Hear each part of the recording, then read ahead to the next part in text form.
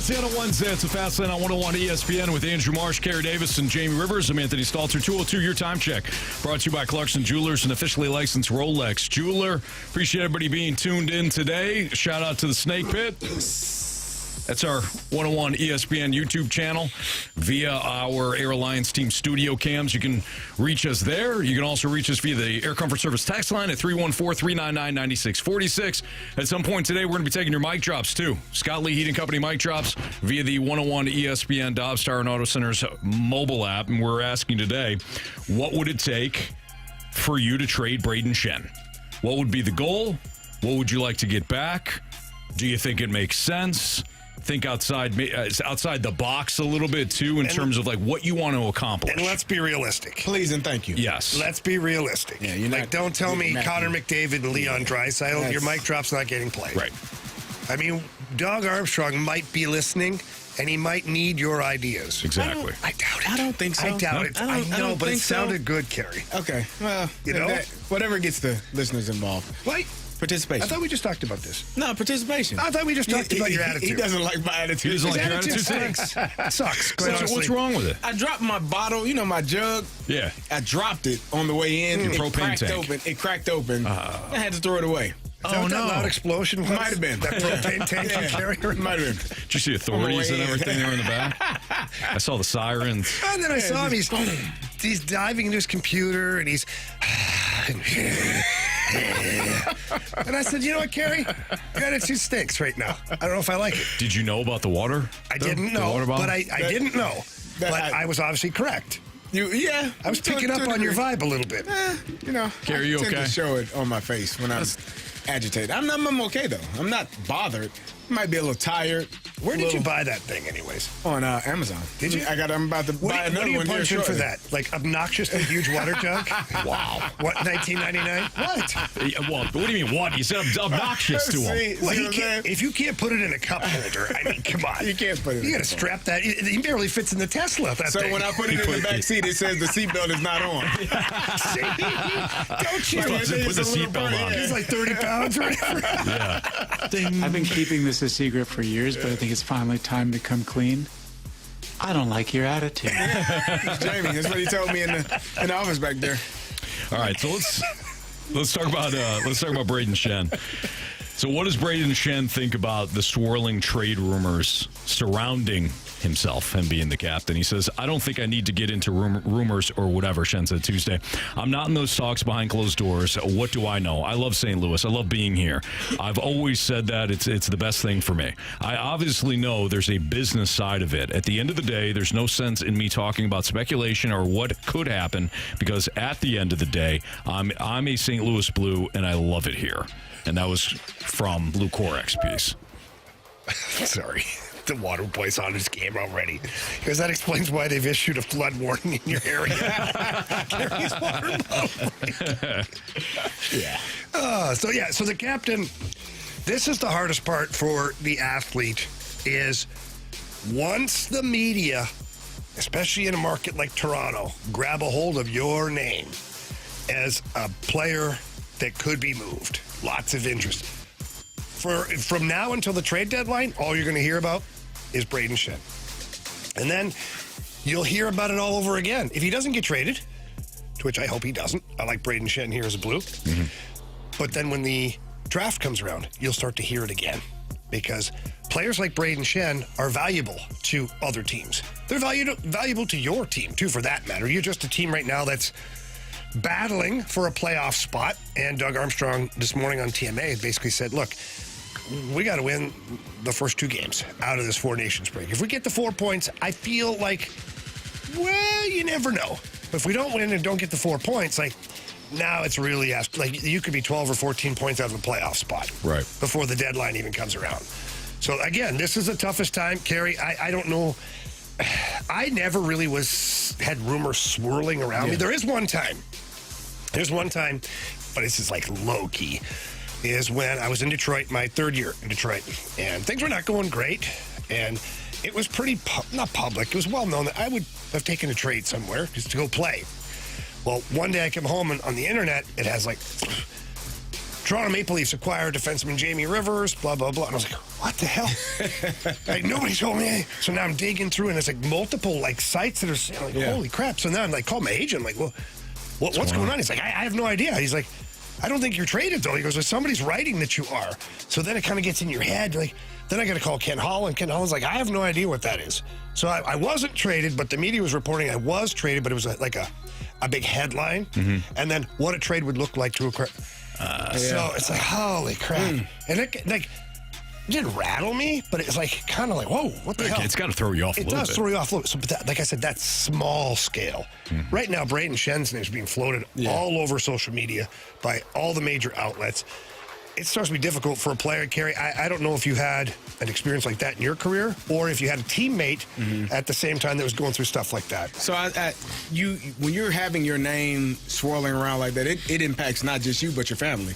Like your wife, I don't know, wife and kids. Like if your kids are of school age, they're like, your dad's getting traded. And, kids are horrible at times, like how they talk to one another. Like they're also inquisitive. They are, but they can be horrible. Like, let's be honest. Down on it. I got kids. You're both right. They say they're truthful. Your dad's getting traded. Ha ha ha. Like, it's like, mommy, I'm getting. Like it becomes an issue. So it's not just the player that is dealing with that. It's his family. It's his parents. It's close relatives, close friends. You don't know if you're going to be in the same home in a couple of weeks, and it's not your choice. You're going to be in a different place potentially, and all of these comments and conversations are happening. And I think it's a lot on a player to try to have to deal with it. But it's one of the things that come with the territory. You're a professional athlete. These things happen. So, hopefully, I'm sure for his sake, I'm sure he hopes he doesn't get traded, because sometimes it's just easier in life. But if you're going to get traded and move to a team that has an opportunity to win a cup or have success, you got to look at both those things and figure out what's best for you, even though you really have no say in the matter.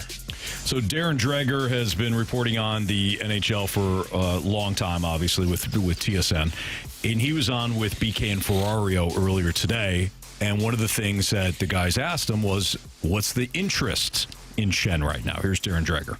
Well, again, any team that's looking for a center, the Vancouver Canucks traded JT Miller to the New York Rangers. Vancouver needs a center. Vancouver is going to acquire a center piece. They've got or had Elias Pettersson playing for Sweden in the Four Nations, and he was underwhelming, and that might even be flattering. They were hoping that it was going to be a reset for him. They need him to be a top player. And he wasn't. Not saying he can't be. Let's give him the benefit of the doubt. But if he isn't very quickly out of the Four Nations break, then maybe that elevates the need and the want and the chase of the Vancouver Canucks for a better center than maybe they had been targeting. Calgary made their deal with the Philadelphia Flyers, but it sounds like they're still kind of kicking tires on the idea of a center. I know Ottawa has a whole lot of interest in Brayden Schenn. Just the character of the player, right? Whether or not they have a fit for him, whether or not they've got the pieces that are required to make a deal like that, I don't know. That's up to Steve Staios and his hockey operations people to decide.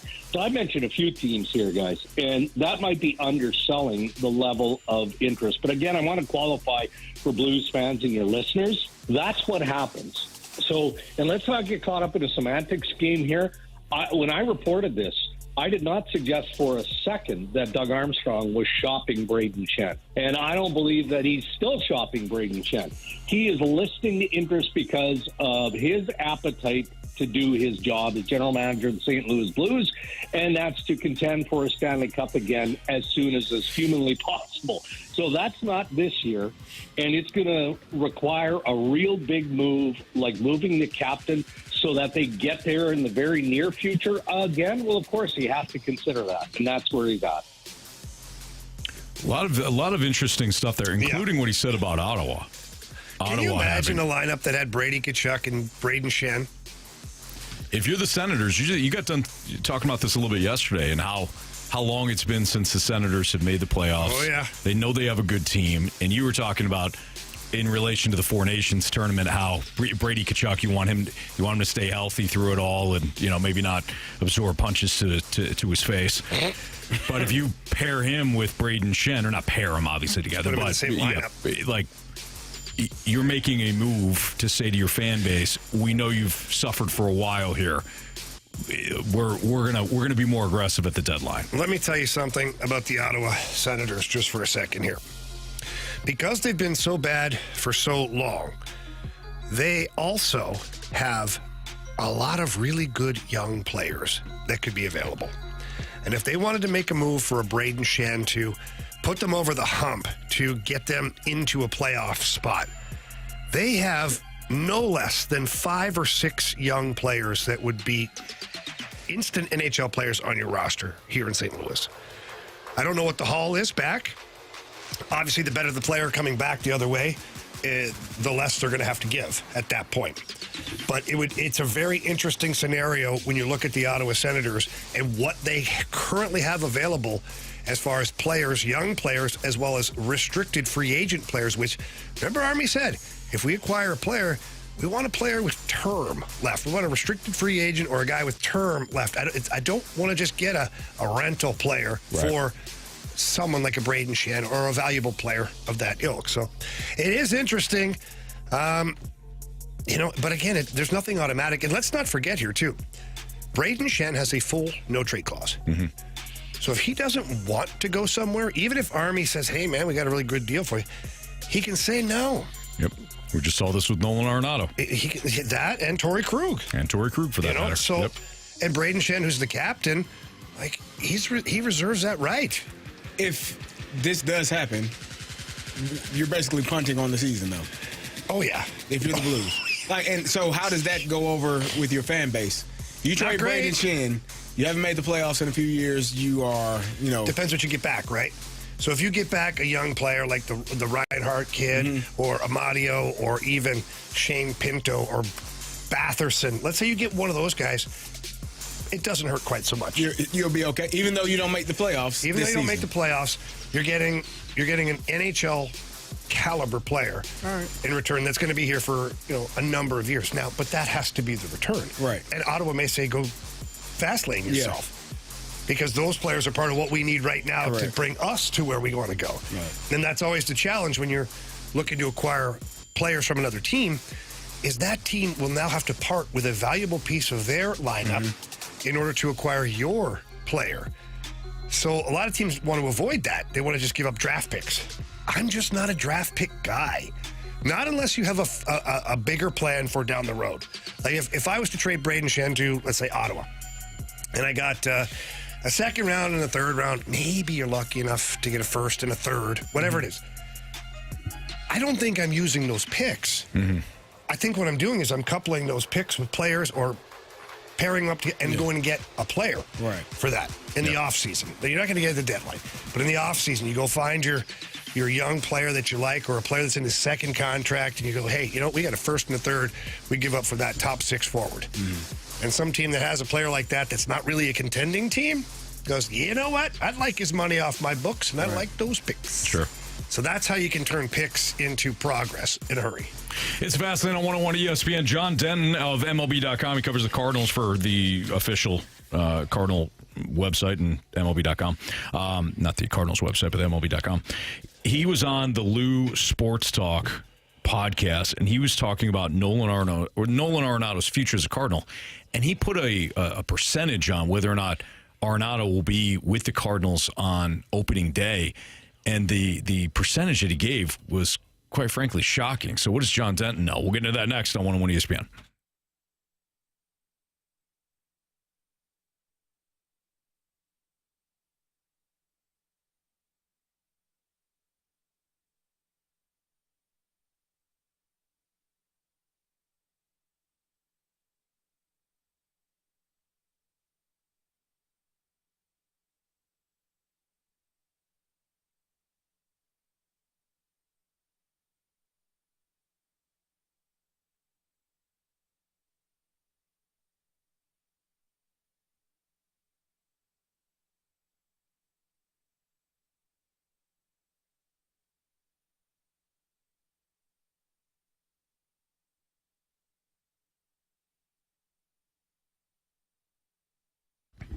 Hey, Missouri sports fans, got some great news for you. Underdog is available to play in our state. And Underdog is one of the leading sports apps when you can play different fantasy games, right? So when it comes to their Champions fantasy games, I love building picks in certain sports. I like to stick with just, if I'm playing NHL, I play NHL. If I have NBA, I can stick with NBA. But Underdog gives you the opportunity to play various sports at the same time. There's one NBA game on tonight, for example. You may like one play in the NBA matchup, and then you want to add that to a couple college basketball games. However you want to play, it's up to you at Underdog. But I like certain players to go higher than their points, rebounds, and assist totals tonight in college basketball. For example, Bryce Williams, I like him to go higher than 32 and a half points, rebounds, and assists for Nebraska. I like Peyton Sanford of Iowa to go higher than 29 and a half points, rebounds, and assists. And Amari Williams, the Kentucky player, I like him to go higher than 26 points, rebounds, and assists. But again, however you want to do your Champions picks, that's up to you. That's how I'm building my picks for tonight. But when it comes to Underdog, just choose higher or lower on certain players' stats. And it doesn't have to be just points, rebounds, and assists. If you want to go with, just rebounds, you could do that. Or maybe you got a feeling for just points. Great, you could do that. But they give you so many different ways to cash in. And in fact, you can win up to 1,000 times your money just by playing Underdog Fantasy. So download the Underdog app, sign up using my promo code Anthony. And when you do, when you punch in Anthony, you can unlock a special offer of up to $1,000 in bonus cash when you make your first deposit. You can join in on the fun when you sign up with my promo code Anthony. Claim that special offer today and get up to 1,000 times your bonus cash instantly upon your first deposit. Must be 18 plus, 19 plus in Alabama and Nebraska, 19 plus in Colorado for some games, 21 plus in Arizona and Massachusetts, and present in a state where Underdog Fantasy operates. Terms apply. Void in Colorado. Concerned with your play, call 1-800-GAMBLER or visit www.ncpgambling.org. In Arizona, call 1-800-NEXT-STEP or text NEXT-STEP to 53342. In New York, call the 24/7 HOPE line at 1-877-8-HOPE-NY or text HOPE-NY.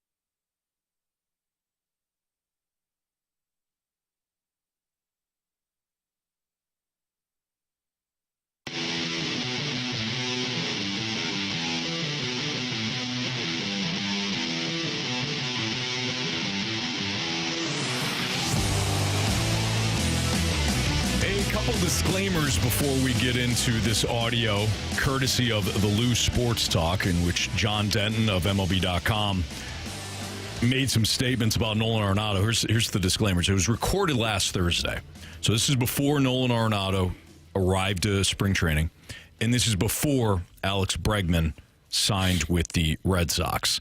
So perhaps John Denton was still thinking that the Red Sox were a possibility for Arenado, but nonetheless, this is interesting. When John Denton asked about Nolan Arenado's future as a Cardinal, he gives a percentage of whether or not Arenado will be here opening day. Here's John Denton.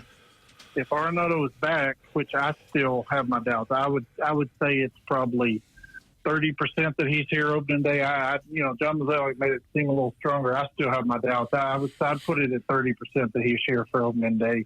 Somebody's going to get hurt. If Max Muncy gets hurt for the Dodgers will be on the phone for Arenado. If Jazz Chisholm proves he can't play third base, the Yankees will be on the phone. So I still think he could be gone by opening day. But as long as Nolan Arenado is here, that retards the development of Nolan Gorman at third base. It probably hurts Thomas Saggesi's chances of making the roster. If Gorman has to play second, that puts Donovan in the outfield. That puts either Michael Ciani or Victor Scott on the bench, or even in AAA Memphis. So there's such a trickle-down effect if Nolan Arenado is still on this roster, and it prevents the Cardinals from what they wanted to do. They wanted to go young. They wanted to give all these guys chances. You can't really do that as long as you have Nolan Arenado still on the roster at third base. They're a better team with Nolan Arenado, but it hurts their wishes of truly going young and giving opportunities to young guys. Are you guys surprised that even he gave the 30%? Like, let's just say he bumped it up to 50% because Bregman signed with the Red Sox. To me, that's still way too low in terms of whether or not Arenado will be here on opening day.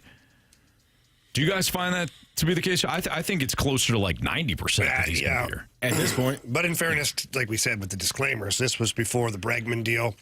This was before a lot of the developments that happened between then and now. No, Nolan Arenado now down at spring training and listening to audio from guys like Saggesi, Mason Wynn, and other young players talking about just how he's come right back in, and he's given them great advice. He's talking about the adjustments he made in the offseason, what he expects to do.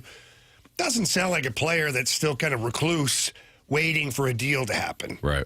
So I would say that I'd put it at 85 to 90% that he will be here on opening day. Yeah, he's probably accepted his fate. I mean, you declined to trade to the Astros. Maybe the Cardinals declined to trade to the Yankees. They didn't want what they were going to get in return. And so now you're in a position where you're sitting here, you're going to be the third baseman. If you're the Cardinals and you know that this is the fate of your third base position potentially, definitely up until the trade deadline and potentially for the next 3 years, do you decide to move one of those other valuable players that people might still view highly, like a Lars Nootbaar or a Nolan Gorman? Or do you just say, hell, we just going to have a bunch of guys sitting on the bench because we got one guy that we cannot get rid of? Like, what is the next move? Because you're hindering yourself by you're not allowing one of those guys is not going to play. Mm-hmm. It's either going to be it's not going to be Brendan Donovan, and it doesn't look like it's going to be Lars Nootbaar. So it's probably going to be Nolan Gorman or it's going to be Alec Burleson. One of those two guys are not. It's not going to be Jordan Walker. They kind of, I think, have made that clear that those three guys. Brendan Donovan has earned the right, and I don't give a damn what anybody else feels. Like, he's the one out of all of those players that I just named that earned the right to play every single day. The other four guys have not. Maybe Alec Burleson has, but I think he might be the odd man looking out on the outside looking in. So what do you do at that point? Do you say, all right, well, maybe we need to move on from one of these guys since we can't move on from Nolan Arenado? I think the one thing that jumped out to me, not forget the percentage, forget the opening day thing. The one thing that stood out to me was, and he didn't even mention Bregman or the Red Sox. He mentioned Max Muncy and the Dodgers and the situation with Jazz Chisholm and the Yankees. I mean, is it a possibility that if one of those guys do get injured, not even at the trade deadline, but maybe even in May or, early June, that the Cardinals could make an early trade? We've seen that happen before in Major League Baseball. It's not like it's anything crazy. Right. I wonder if that's a situation that occurs if there is an injury at third base where the Cardinals start talking to a certain team, and then the quicker you can move on from him early in the season, the quicker you can give reps to some of your other young players. The Yankees are the team that I find to be the most interesting.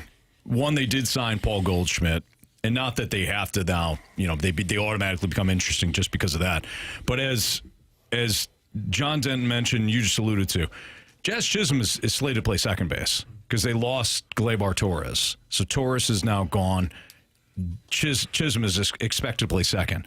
Oswaldo Cabrera is slated to play third. They also still have DJ LeMahieu, who has been in steady decline. So yes. What do you... I forgot he was on the team. Yeah, right. Exactly. So could Chisholm play third base? He could. He did last year, but he's more naturally in the middle of the field.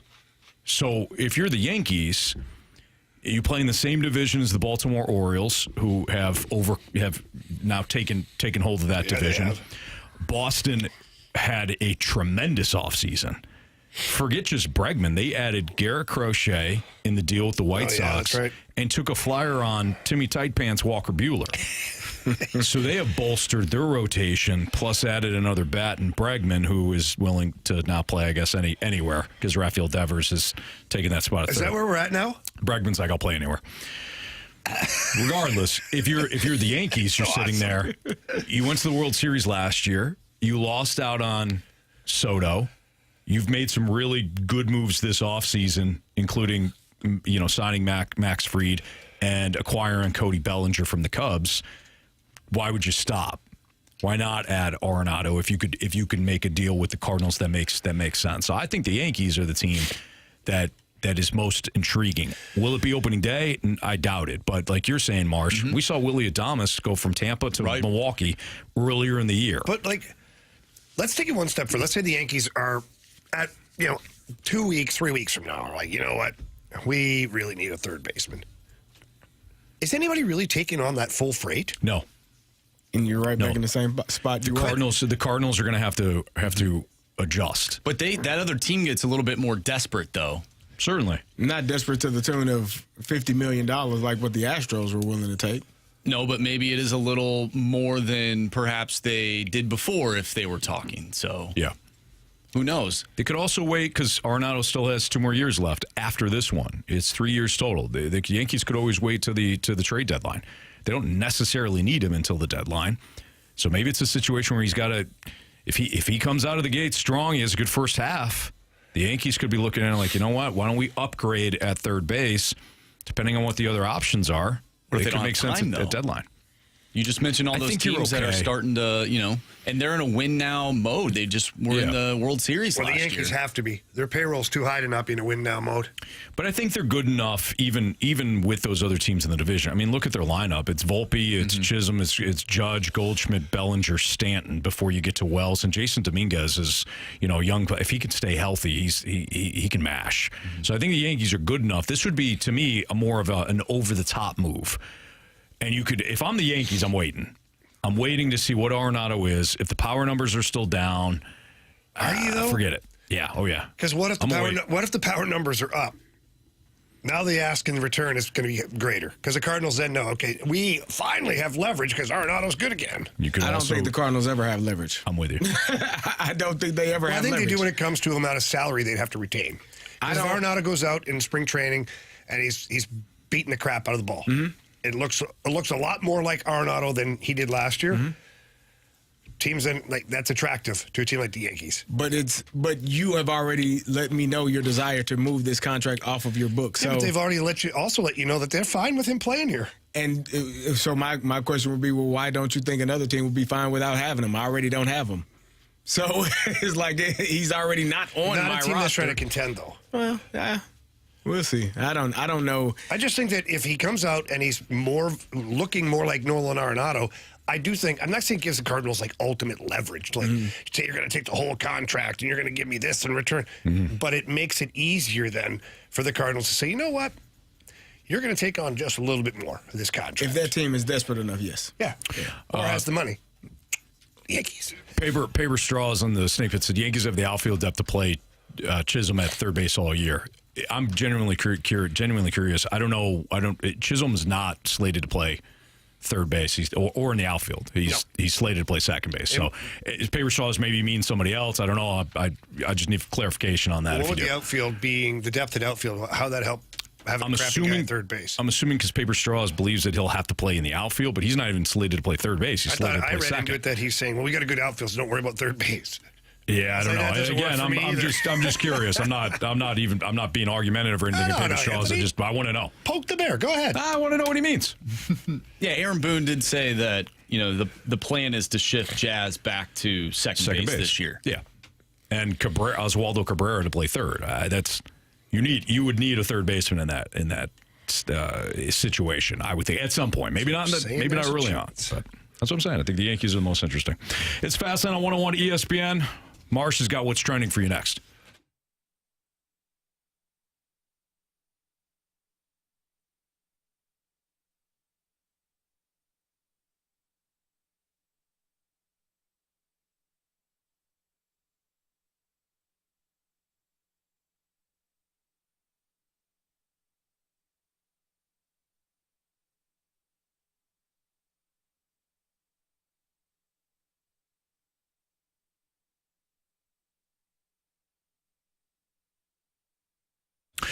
Auto Centers Nissan, they've got their Love at First Drive sales event going on throughout the month of February. What this means is that they've got heavily discounted prices on every vehicle in stock. New Nissans discounted up to $10,000 off, with sales prices starting under $23,000 on select models. All with zero down and no payments for 3 months on select used vehicles, or no payments for 6 months on select new Nissans right now at Auto Centers Nissan out in Herculaneum. Plus, great low financing rates with terms of up to 84 months. Speaking of financing, if you have credit issues, you've got bad credit, you're worried about things in terms of financing that vehicle, but you need a new car, it's yours is currently broken down, or you're dumping too much money into it, and you're concerned about the financing, while others will overpromise and underdeliver. Auto Centers Nissan is confident that anyone that walks through the doors can drive away in a brand new Nissan. They've got highly rated reviews on Google. Plus, they got the 2025 Nissan models come with a free lifetime warranty and 3 free oil changes. Plus, get peace of mind with their 30-day return promise. It's an outstanding situation and place to buy a vehicle. We've gotten our vehicles at Auto Centers Nissan and the Stalter family. You're going to love going through the over 700 new and used vehicles all in one location out in Herculaneum. It's Auto Centers Nissan. Tell them Stalter sent you, and AutoCentersNissan.com.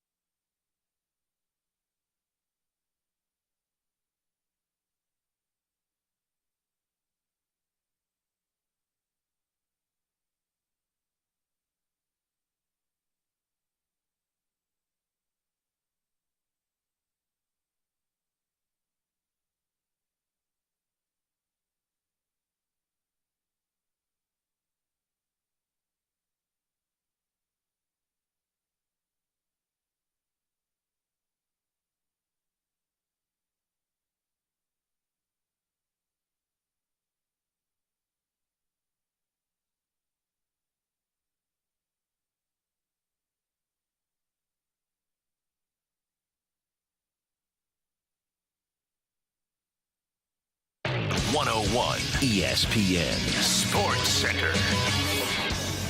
I'm Andrew Marsh. It's time for a Sports Center update driven by Johnny Londoff Chevrolet and Johnny Londoff Autoplex. We have tomorrow night the United States taking on Team Canada for the Four Nations Face-Off Championship game. There's already been some chirping. We'll get into that later in the show. Tomorrow night's game can be listened to right here on 101 ESPN. Pregame starts at 6. Puck drop is at 7. If you have missed anything from today's show, make sure you go to 101ESPN.com or check out the free Dobbs Tire and Auto Center's 101 ESPN mobile app. Just head to the podcast page, and you'll find all of our full shows there, and it's all brought to you by the Schaefer Door Company. We have What's Trending coming up next right here in the Fast Lane. I'm Andrew Marsh, and the Sports Center update is driven by Johnny Londoff Chevrolet and Johnny Londoff Autoplex. See them at londoff.com. Chevy, together we drive. Are you kidding me?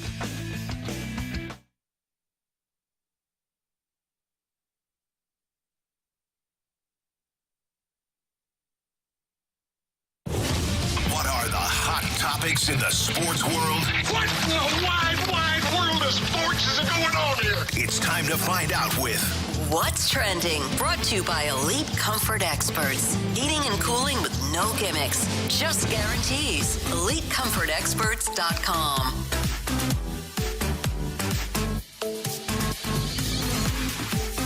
Welcome back to the Fast Lane here on 101 ESPN with Anthony Stalter, Jamie Rivers, and Carey Davis. I'm Andrew Marsh, and it's time for What's Trending. Gentlemen, Dan Graziano of ESPN.com wrote that the NFL informed its teams that the per-team salary cap for 2025 would be between $277.5 million and $281.5 million, with the final figure to be determined following further negotiations with the NFL Players Association. Regardless of where it lands in that range, the salary cap will rise significantly for the second year in a row. This is big news for some of those players that want to get some money. Big news for teams that are also strapped. Cash strapped. That's the first thing I thought of when I saw that is there are some teams that might now be able to wiggle or even move a player that makes a lot of money to another team because teams have more salary cap space. Yeah. Or when you make a huge mistake on a quarterback that sucks. What? And now you need the Broncos 2 years ago, and then the Falcons decided to do the same damn thing. And then there is one that's a really bad deal in Cleveland. Yes. Yeah, that's awful. Yes. How much longer do they do? They still have like 3 or 4 years left on that puppy? Yeah. He might never take another snap. No. Yet he'll still walk away with the highest amount of money ever. He'll limp guaranteed away. money. That's for sure. He's always. What's this? Rub that out, Anthony. A massage. Got 2 more. Well, I don't know if you can if you don't have ACLs. 2 more years left. You missed my. No, I definitely got your point. He's not alone now, apparently, though. They got a cap hit of $72 million on that. Yeah. This year and next year. Mm-hmm. It's a lot of money. Droid FX says Broncos are about clear. Yep. Absolutely. They made the mistake 2 years ago with Russell Wilson. They took the hit this year, still made the playoffs thanks to Bo Nix. Oh, yeah. Your Falcons can be on the same path. Yeah. Path to freedom. 1 year financial cap freedom, hell, and then we're right back in it. That's a good thing. Yeah. I think the Bengals are I don't know who said the Bengals. I did. Carey said the Bengals. Yeah. I think they're the most interesting team with Joe Burrow.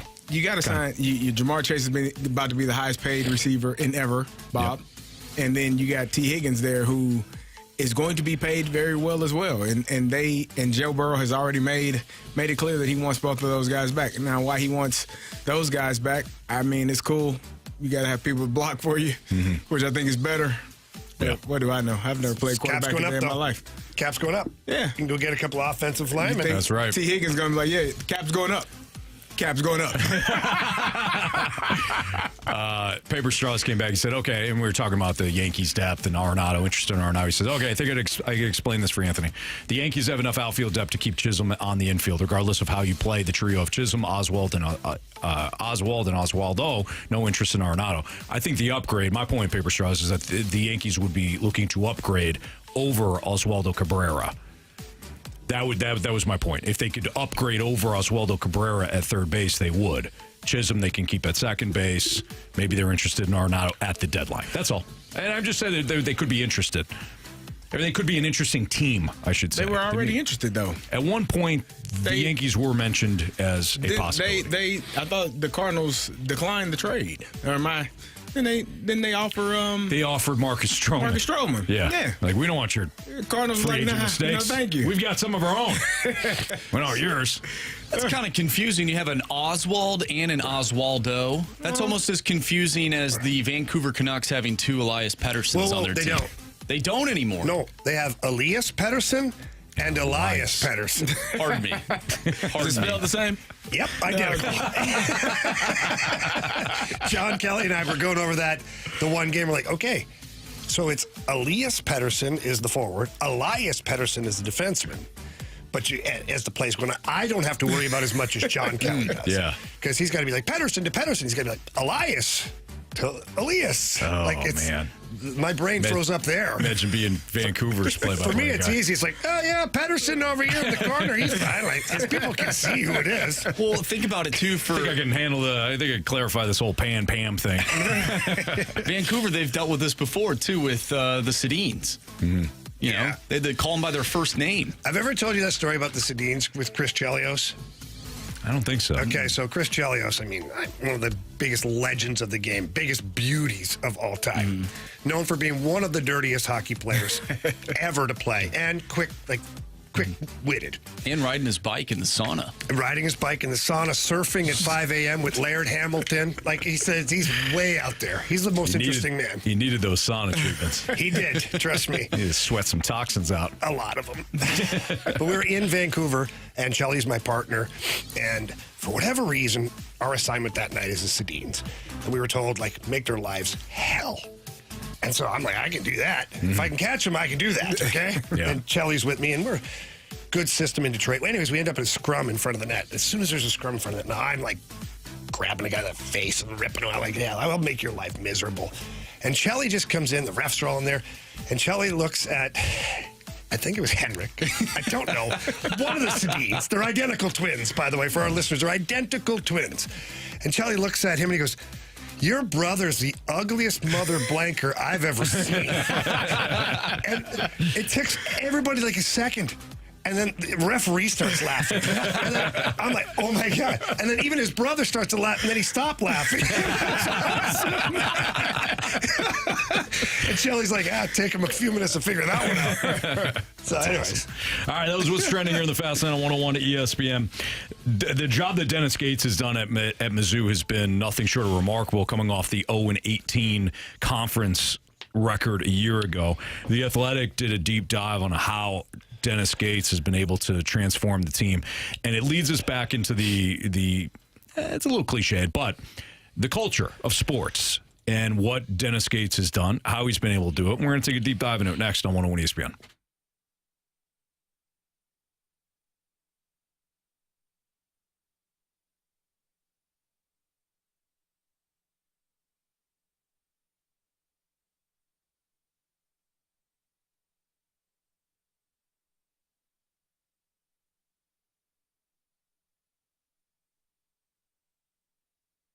Anthony, we get people that come up to us all the time and they ask us, are you guys really on that mentality? Does that really work? Right.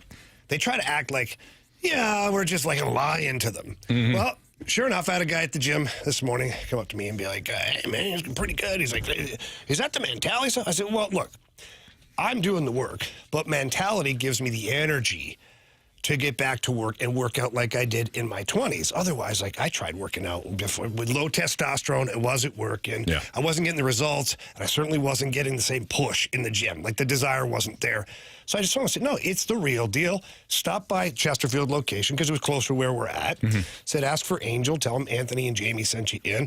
Said they will tailor-make a program specific for you, and you'll see the results in the gym as well. Yeah, it's a good way to put it, Jamie, because you still need to put in the work, obviously. But why chase? Why go on and get? And this is not a knock on supplements because I take supplements as well. But how many times you spend all this money on supplements that don't work? They don't provide that energy or that motivation or that drive, that focus. Energy. They give you the fake energy. You get the big, high surge and then you get the immediate crash with it because maybe it's got a bunch of sugar in it or whatever. But the thing about mentality is that you feel that motivation come back because you have that drive. So it's not just about the energy, it's that sustained energy because you want to be there. The urgency to be at your best. You feel young again, and when you feel young again, you don't want to head to the couch. You want to head to the gym, or you want to head to if you got a bunch of stuff going on, knock out a whole bunch of things, some tasks. Get out, walk, get in motion. I find myself doing that too on days, even when I'm on the road sometimes. There's not I gotta get something done. I want to do something. 2 miles, whatever. Yeah. I never did that before. Absolutely. So I'd love our listeners to stop by. Again, mention Anthony and Jamie. They've always got a little surprise for you when you do that. If you need any more information, please visit them at lowtusa.com. That's mentality at lowtusa.com.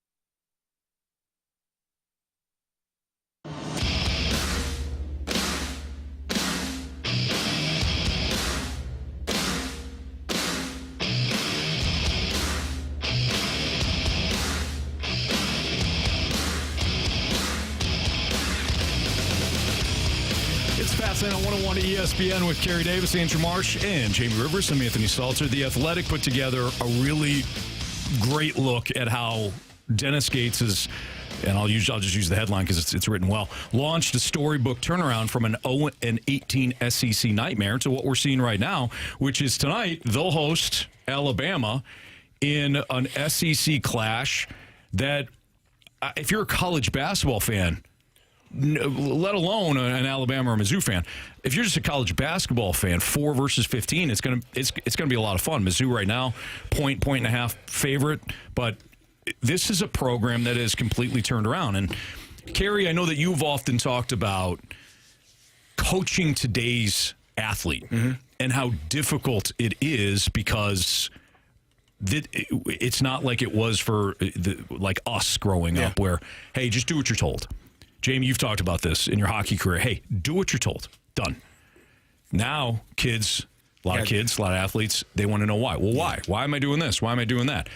And yeah, it's annoying and it's frustrating and maybe there is a little bit of entitlement these days, but nonetheless, these athletes want to know why they're doing a certain thing. There's more explanation. For Dennis Gates to go 0-18, and as he mentioned in the article, he doesn't know of any head coach or most head coaches that go 0-18 in conference play and still have their job.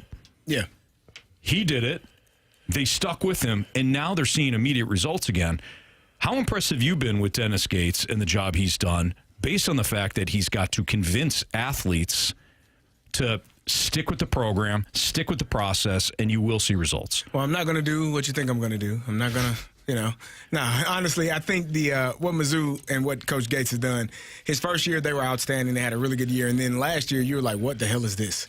What happened? And as you said, you go over in the conference. And what allowed him to keep his job, I think, was the first year and it being only his second year. But this year, to me, I actually watched him play, I think it was Oklahoma last week or a couple of weeks ago. And what they do defensively is what's going to allow them to have success. I watched them play against Illinois, obviously, at the bragging rights game. I didn't think they had enough length. I just didn't think they were good enough at that time. The team that I saw play against Oklahoma a couple of weeks ago, last week, it was a team that was moving, playing great defensively, doing a great job.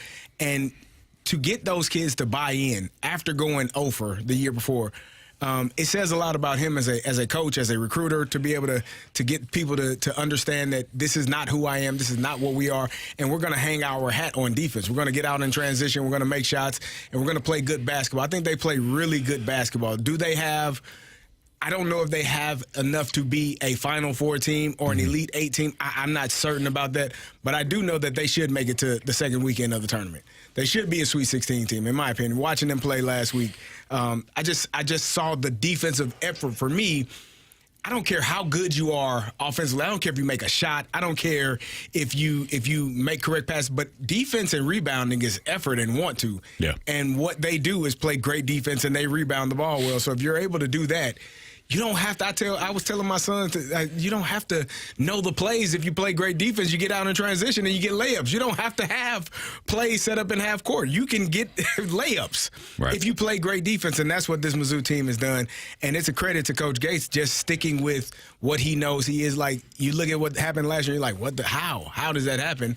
But to bounce back and have a successful year this year and be number 15 in the country with an opportunity to keep rising and, be probably a 3 or 4 seed. Maybe if you win enough games, be a 2 seed. I don't think they'll make it to the number 1, but 2, 3, or 4 seed going into the tournament, I think you're in a good spot. So how does he turn around like that? Because last year, obviously very disappointing to not win a conference game. Mm-hmm. It's disappointing. I mean, that's an understatement. Yeah. And he doesn't run it back with the exact same team, but a lot of the pieces are still there. What are they doing different now? So there was one thing that I read that I'm like, man, that's a really good idea. If it didn't work out, though, it would look dumb and like you're wasting time. So one of the things that, and I'm not saying this is the main reason why he's changed things around, but Jamie, to your question, he apparently had all the coaches switch offices. They repainted, they remodeled. He stayed in his office, but he rearranged the furniture. He wanted to completely wipe away what they did a year ago, like clean slate, right? And that's one of those things where if you head into this year and you're losing, you're like, why did we waste time? Why didn't we go over more film? Why are we rearranging furniture? But from a mindset standpoint, it's like, okay, let's reset. Let's completely wipe that away. The other thing that he did was he stuck with the process that he knew that worked. And I think that's the biggest thing. Because we as human beings, we try something. Well, I want to change. I want to change immediately. If I lost every conference game, I'd be like, we got to change this up. But it worked the year before. Exactly. So that was one of the things that his assistant coaches talked about. He stays calm. He stays steady. It's this ever belief, this never changing belief that what I'm doing is going to work. So like you said, Carey, 2 years ago it worked when they made the tournament. Last year they went 0-18. tweak some things. Obviously, they brought in some different players. They got the kid from Iowa State that has been really good for them. But he stuck with his process. How difficult is that? I mean, you'd want to change. That's the ultimate discipline as a coach. Totally. Is knowing you have something that's working, even though it's not working. Right. And sticking with it. Because, to your point, Carey, 2 years ago it worked. Right. Last year it didn't. You'd be like, well, we got to change that. Obviously, it's not going to work with this group of players. Mm-hmm. It worked with that group of players, but not. And a lot of coaches are like that, which it reminds me of what we can do. We can deflect this over to the Blues right now. Jim Montgomery is doing that right now. He's setting a certain style of game that this team's going to play, and details matter and all that stuff, especially in investigations, Anthony. February 20th. Yeah, it's coming out. Yeah. And now I see it's difficult to stick to the process like that, especially in a world where you're here and you're gone if your team's not good enough, even at the collegiate level. You want to win. And so your natural inclination is to, okay, that didn't work. I have to change this, or I have to change this philosophy. And it's kind of being bullheaded and being stubborn. And I've said this a lot of times about coaches that I know when they do get fired, they normally say, man, I wish I'd have done it my way. I wish I'd have just stuck to what I know. And if I lose my job, damn it, I lose my job doing what the hell I know works and not trying to be outside or go outside of myself. And I think that's what Dennis Gates has done. He's been bullheaded and stubborn to a degree where he's like, okay, we'll shift this around. We'll change up the environment, just the vibe of how things are. But at our core, we're going to play defense. Mm-hmm. If we play defense, we can win. Yeah, I'm giving Mizzou credit, right? This is he said I'm not going to do what you think I'm going to do. Illinois got beat by 21 last night. They missed 23-pointers. I didn't say anything. I got to be honest. Admiring your knowledge and your appreciation for Mizzou athletics. I told you my child is in her last semester at Mizzou. I paid all the money that I'm going to pay to Mizzou. I'm not paying another paid dime. Up now, buddy. All paid up. They got every dime. Mr. Davis. Yes, they got every dollar out of me that they could. Yep, I went through that too, buddy. Yep.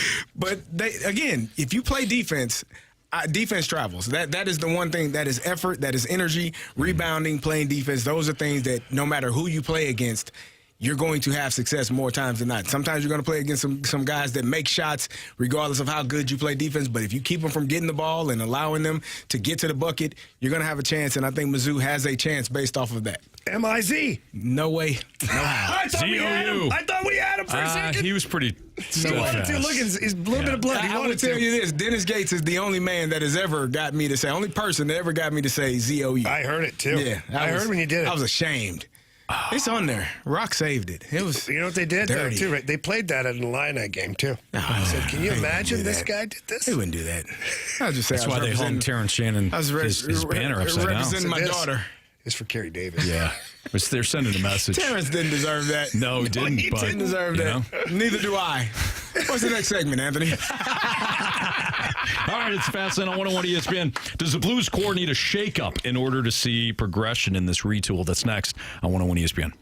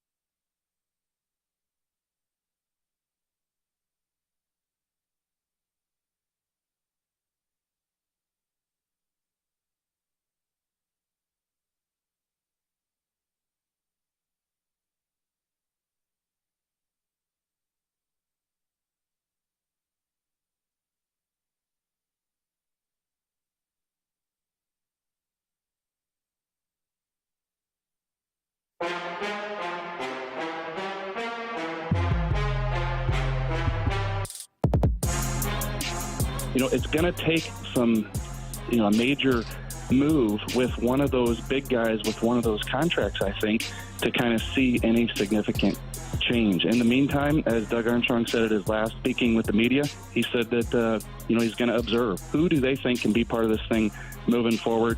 I think when you talk about the support players, whether it be the third and fourth lines, the second pair, third pair defense, those things can change too. But I don't think this team is going to see the movement that you want to see unless some of that core can be changed out, like Doug Armstrong alluded to. That's our Blues insider, Jeremy Rutherford, who was on with BK and Ferrario when he made those comments. The Fast Lane on 101 ESPN 306, your time check brought to you by Clarkson Jewelers, an officially licensed Rolex jeweler. With Andrew Marsh, Carey Davis, and Jamie Rivers, I'm Anthony Stalter. Speaking of Jamie said yesterday, if you start offloading these contracts of these veterans, it really turns into a rebuild, not necessarily a retool. Yeah, and I've had 24 hours to think about that. There are some ways that you could avoid that. There are some ways, but it's still a risk. So let's say you take Brayden Schenn and you trade him hypothetically. Again, let me preface, every time I talk about this, I don't want to trade Brayden Schenn. I just want to be clear about that. That's just my own opinion. That's my thought. I think he's a hell of a captain, and I think this team moving forward goes through him. Because if you don't have him at the top of the food chain, who's leading your team? Like, who is it? Like, some people like to default to Robert Thomas. Have we not seen some things this year that would lead us to believe that maybe he's not ready for that? Can I put a bid in for a player? You can try. I think you'll like this one. Colton Parayko. So let me finish. I saw him punch a guy in the face in the Four Nations tournament the other day. He did. Fantastic punching job. him in the face. Just punching him in the face. That was a human being? He was punching him in the face, Anthony. I thought it was a rag doll. When he got done with him. He kind of looked like he had a smile on his face, which also made me like, oh, he's crazy. Yeah. I like this guy. Yeah. He's kind of smiling as he was doing it. Yeah. He kind of blacked out for a second, smiling, punching people in the face. Sign me up. Yeah. I love him as an assistant captain. Oh, no. He doesn't quite possess all the necessary things to be at the top of the food chain. Okay. And thanks for ruining my And the reason is he's just such an awesome dude. Like, yeah, he punched that guy in the face, but like in the locker room, that he's not the guy that's going to challenge guys. Yeah. It's not because he doesn't want to win. It's just not in his DNA. Okay. So then, like, you have a young team then, hear me out, a young team that you're formulating with no leadership. That's a recipe for disaster, because now every young player want to lead the team in their own way. And that's how you create cliques on the team. Like, these two guys, they believe in the one guy, and this guy. Brayden Schenn right now stabilizes this whole rebuild, retool, reset, transformation, whatever the hell you want to call it. So again, I'd rather not trade him. But, as Anthony likes to say, but if you did, it doesn't necessarily signal a complete rebuild. And the way you would do it is if you traded to a team like Vegas or the Maple Leafs, Vancouver, a team that has some good draft picks. And we just talked about this a couple of segments ago. You accrue some of the draft picks, and then in the offseason, you can target a player on a team that is no good and put the draft picks in place. Like Utah did this very thing with Mikhail Sergachev, the defenseman. They wanted to go get an elite defenseman. They had stockpiled some draft picks. They targeted the Tampa Bay Lightning, who were up against the cap and whatnot, and said, okay, here's some young players, some draft picks, and they got Sergachev, who's an elite defenseman. So the Blues could do that too, to try and go target an elite centerman at some, top six player, second line center. Yeah. And then you can still continue down that road, but then what's next? What's next for the Blues then? Because Dvorsky and Snuggerud aren't going to be ready to be impact players. Bolduc, probably not an impact player yet. Even Jake Neighbors is finding out after a real successful season last year, it's really hard to be an impact player every year in the NHL. Right. So that's why I think that hanging on to Brayden Schenn is more valuable. I think there's other players you could move. The return might not be as big, but the salary cap is going up. There are teams that will spend to the cap. You've already proven that the offer sheet strategy can work. So I think there's other ways to go about it. Would a rebuild be completely? Would a rebuild be a bad idea? Yeah. Okay. Let me clarify. Because are you running on a treadmill right now? You're going to be anyways, right? So here's my thoughts. Yeah. Let's just target your defense core. Mm-hmm. Fowler, Parayko, Falk, Krug, still here? Yeah. Leddy, Suter. That's a lot of old guys. Right. And that's 6 roster spots. Who are you filling those roster spots with? Because if you go rebuild... There's 4 of us here. But good point. If you go rebuild, you have to get rid of the old guys. Yeah. You have to get rid of the big contracts, which is why I've said for 2 or 3 years that you can't go full rebuild. Because then up front, you've got Schenn. You've got, well, you did have Brandon Saad, but you've got Buchnevich. You've got guys that you're like, so a full rebuild is getting rid of all of that. Yeah. Yeah, which otherwise it's not a rebuild. And you're right too with the contract situation. Buchnevich, his contract extension doesn't kick in until next year. Robert Thomas and Jordan Kyrie's contracts just started, so you're right. The contracts prohibited. In fairness, you could probably move Thomas and Kyrie easily, but then what? Right. So you've gotten rid of 2 of your younger players that are part of your new core, and you've left yourself with all the older guys and their contracts. I see what you're saying. So you're better off to stay on the treadmill for a little bit longer and just slowly. I don't think I really don't think it's that far. I think the Blues have to shake it up a little bit in the offseason. I do think they're going to have to dip their toes in the water on a relevant free agent at the forward position, preferably center. And if you do that, that changes some things. If you could go find a 60, 70-point center, you don't even need an elite guy that's 100 points. It'd be nice. I'll take it. Yeah. But if you could add that, and then the Dvorsky will be ready for at least an audition next year. Snuggerud might be ready off the shelf where he's your third-line right winger. Like, you have some things where you start to see the light at the end of the tunnel. Whereas the other way, if you start going the other direction, like, it might take you 2 years to empty the cabinets of all your veteran players, contract-wise and things like that. And then you're starting completely over. So that's another 5 to 6 years on the rebuild. Very true. All right, that's Jamie Rivers, Carey Davis, Andrew Marshall, Anthony Stalter, John Denton of MLB.com, who covers the Cardinals. He made some comments about the first base position earlier today in spring training that, Jamie, it got on your radar a little bit here about the Cardinals and how they handle things. That's next on 101 ESPN.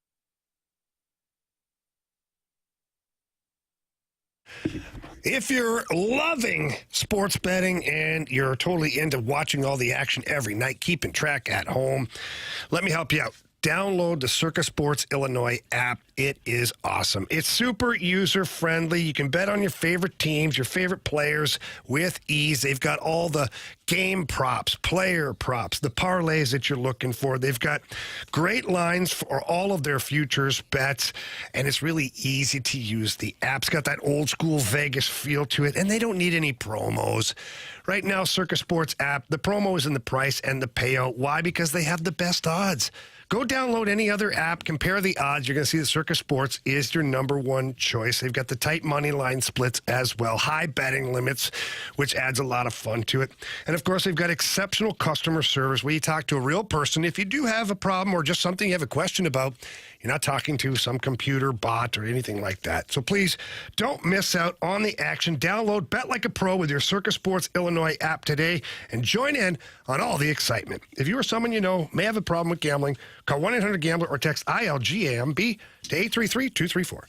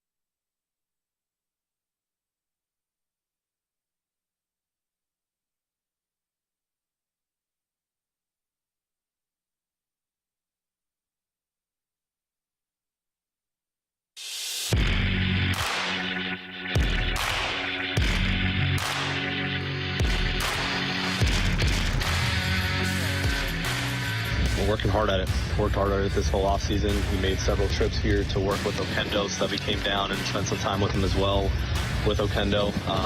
So he's taking it apart. He wants to be a good first baseman, but to your point, he did put on some weight and in a good way. He looks strong and he's ready to go. So that was Ollie on Monday down in spring training. That audio courtesy of Jim Hayes on X, and he was talking about Wilson Contreras playing first base.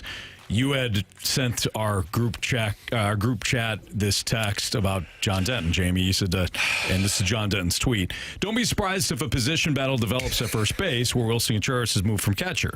Alec Burleson is happy to be back at his natural position, and he's moving well there. Having the DH position allows the Cardinals to keep both parts in the lineup." I mean, does anything scream Cardinals more than that? Alec Burleson's natural position is first base. Mm-hmm. We're not going to play him there. Maybe we will. Yeah. We're going to have Wilson Contreras, who we gave, $87 million to be a catcher. He's going to be a first baseman now. And now we've got a first base battle between a catcher and a first baseman who's been playing outfield. And if I can add, you need both of the bats in the lineup. Yeah. You need that lefty bat, and you certainly need Contreras' bat. Yeah. Is anything scream Cardinals more than this particular moment? The only thing that would scream Cardinals more is if John Denton tweeted out, Cardinals discussing Contreras and Burleson to split time in the outfield. That would be... It actually might make more sense because Burleson's been playing the outfield. Very true. This is two players. Like, I know Burleson has had some spot duty at first base. And I've said it last year. I'm like, he's good there. Like, why? Because he's a first baseman. So you have a first base. Hang on, Carey, this gets better. You have Paul Goldschmidt, who is a Hall of Fame first baseman. Mm-hmm. Unbelievable play, defensively, all that stuff. So when he's not playing, your next pick is Alec Burleson. Yes. Because he's the next best first baseman. Okay, let's advance it further. You have Alec Burleson, who is the natural progression from Paul Goldschmidt. But you say, hang on, hold my beer. Contreras is going to play first. And then you're watching the drills at spring training. Contreras looks fine. Looks a little uncomfortable, I'm not going to lie. Now, why would that be? Well, because he's a catcher, Anthony. Got it. And his first step to the right, his first step to the left, it's not quite the same as what Alec Burleson's looks like.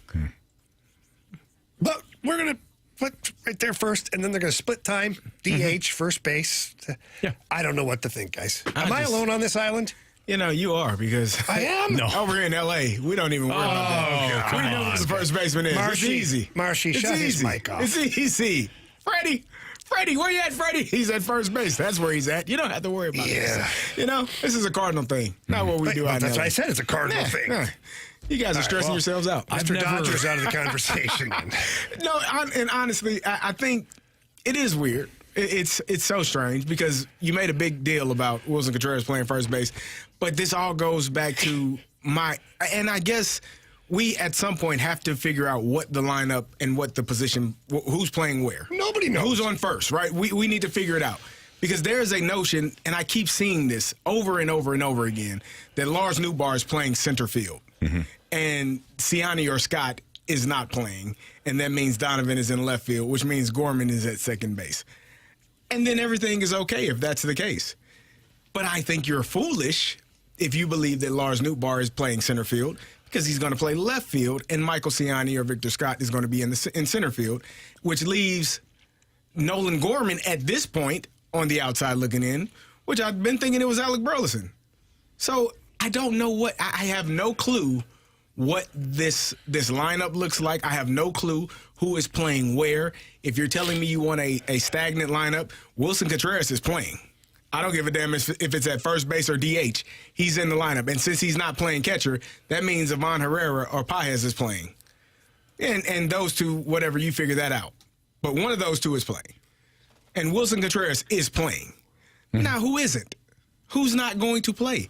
Who are we not going to see play every single day? They're going to... They're going to do the same thing that they've always done, which is to play the matchups. They're going to play the matchups. That you're going to play people in a specific spot every single day and let them figure it out. They're going to play the matchups. Gorman, there's a left-handed pitcher. You know where you're at? Sitting next to me, buddy. Yeah. You're watching the game. You got the best seat in the house. Oh, no, he's Ollie. He transformed into Ollie. Oh, sorry. My bad. I thought he was going to join the show. So I'm kind of excited. Well, no, I might go to the dugout. Hell, that might be where I'm at. Oh, boy. I might just walk down there.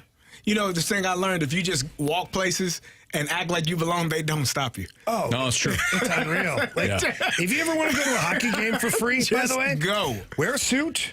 And just carry a briefcase. And just walk. And walk, like, always be on your phone. Like, hey, how you doing? And just keep walking. Carey's got his own trick when it comes to parking in hockey. Oh, yeah.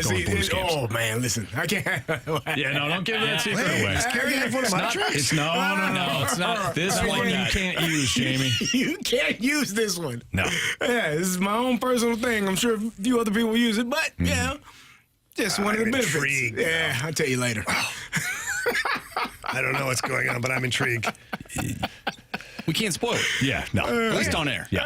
I don't really read much into this, to be honest. Like, I really don't. I think it's, an opportunity for Burleson to get some reps at first base, and then you see how Contreras plays at first base to start off the year, and if it's something that you don't like, then you make adjustments after that. Mm-hmm. To me, it's really nothing, to be honest. Because if Wilson Contreras, like you've been saying, like you're a little skeptical about how he's going to play at first base, he could be really good. Like we don't know. Like it seems like he's putting in the work in.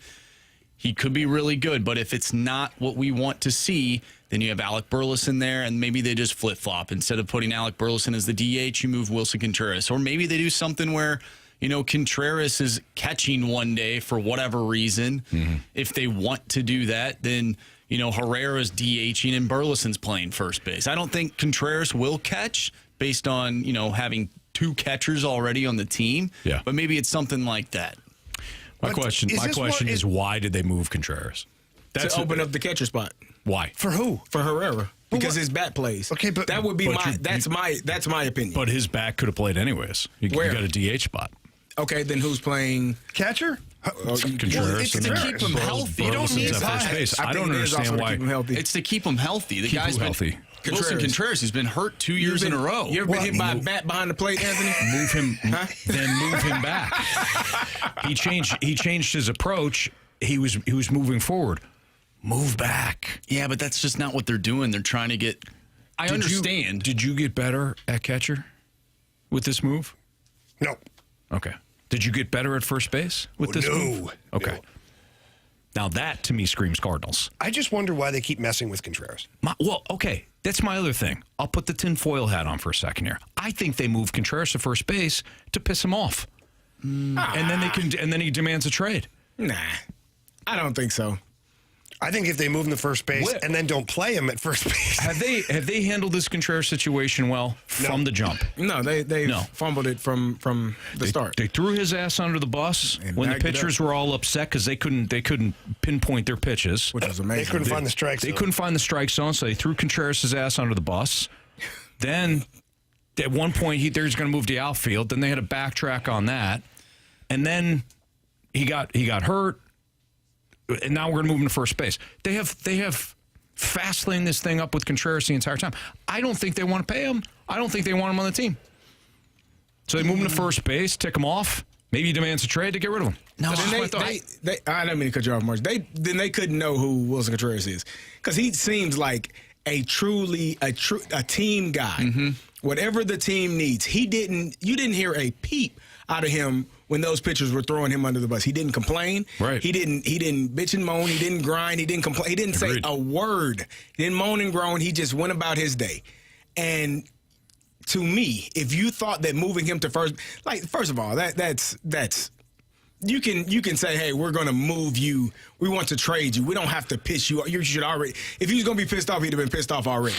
And he wasn't. Mm-hmm. He wasn't pissed off about the position that he plays, the place where he decided to sign because he wanted to back up. He wanted to be the next catcher behind the legend that was Yadier Molina. He didn't complain about anything that took place his first year. So moving him to first base, in my opinion, was not about trying to piss him off. It was because they felt like it was the best move, probably, as Mark said, for his health and to keep his bat in the lineup. And to give Herrera an opportunity to fix whatever it is. You got two guys between Pages and Herrera that equal Wilson Contreras, and you got to figure out how to get the best out of both of them. So instead of one Wilson Contreras behind the plate, you now have two. Right, kind of, that's sort not of the Wilson point of the Contreras. season, But though, what's the right? point of the season? The point of the season is to give the young guys opportunities. You can't So do then that why would with you not give Burleson But first why base? are you? Okay, who would you want to see more of? Gorman. If we're done, let's go down. Let's interlock fingers here. Let's walk the only hand way in to do hand. it, Red right? Rover. Send Absolutely. Anthony right over. Yeah. So now I'm coming over here. The young guys, right? So let's go down that path, right? Who would you rather see get more time, Gorman or Pedro Pages? Who's to say Pedro Pages is the starter? Because I think it's Herrera. Because Ivan Herrera can't. That's the throw point. Anybody out. That's the point of the season, though, right? The point of the season is to give these young guys opportunities, and you can't give Ivan Herrera the opportunity to play catcher if he's playing half the games or less than if Wilson Contreras is behind the plate. We'll In see fairness- if Ivan Herrera starts more games than Pedro Pages. In fairness to Herrera, he hasn't had a chance to throw anybody out yet, fellas. Well, in fairness to Herrera, it's because he can't. This year. I'll state it this way. Well, here's the thing: if you I think I can steal second if on you him. figure out the guy can't catch, then maybe next year you put him in somewhere. You put him in a different position. But First you got to base? give him the So chance. now you got two catchers playing in the field. You got no more positions left. I Well, told maybe you. by next year you can move off of Wilson Contreras. Like, I don't know. I don't think the position battle thing is a bad thing. We talked about it all offseason with the Blues. We got to push these guys. Like, you still got to push Wilson It's a little Contreras. different when you play the actual position. Like a third line left winger can push a second line left winger. It's a fair. little different if I'm asking Colton Parayko to push for first line center. Is it different, though? Because if Wilson Contreras doesn't get his act together at first base and isn't a good first baseman, well, hey, we got Alec Burleson here. You're not going to play first base. And now we got to But figure then something else that's out. totally counterproductive to the $87 million you spent on this guy. Well, then he'll DH. But you have to push guys, right? Then why wouldn't he DH and split time with Herrera behind the plate? Can we get Ali on to clear this mess up? Seriously, it's like who's on Lisa first? says our team is a disaster. Lisa, well said. It only took us 11:50 to figure it out. She's right. I'll state it. Even if it's just fake pushing him, like if it's just fake and it's like all mind stuff because he is a competitive dude, maybe he needs that. I don't know. I don't think We're not there. I don't think that's what that was. I don't think you, like a professional athlete doesn't need to be mind blank to do their job effectively. Like he doesn't. He's a World Series champion. He is a He shouldn't have to professional. be. He doesn't have to be. You don't have to trick him to put him at a position and say, hey, we're going to put you here to make you push harder. We're going to put you here to try to get you mad so you'll want to leave. For me, I feel like it was truly Paul Goldschmidt left. You need a first baseman, and you need to have It boils down to which bat you want in the lineup. Do you want Herrera's bat, or do you want Gorman or Burleson's bat? And you both were upset at one point when Contreras and Herrera weren't playing at the same time. So now you get your wish. You get both of their bats in the. You were livid that Herrera wasn't playing when Contreras was playing. That was the start of the year, though. But it was Things have changed, Box. no, but it was You're the still starting quarterback now. but that's what you wanted to see. Right. Now you get to see it.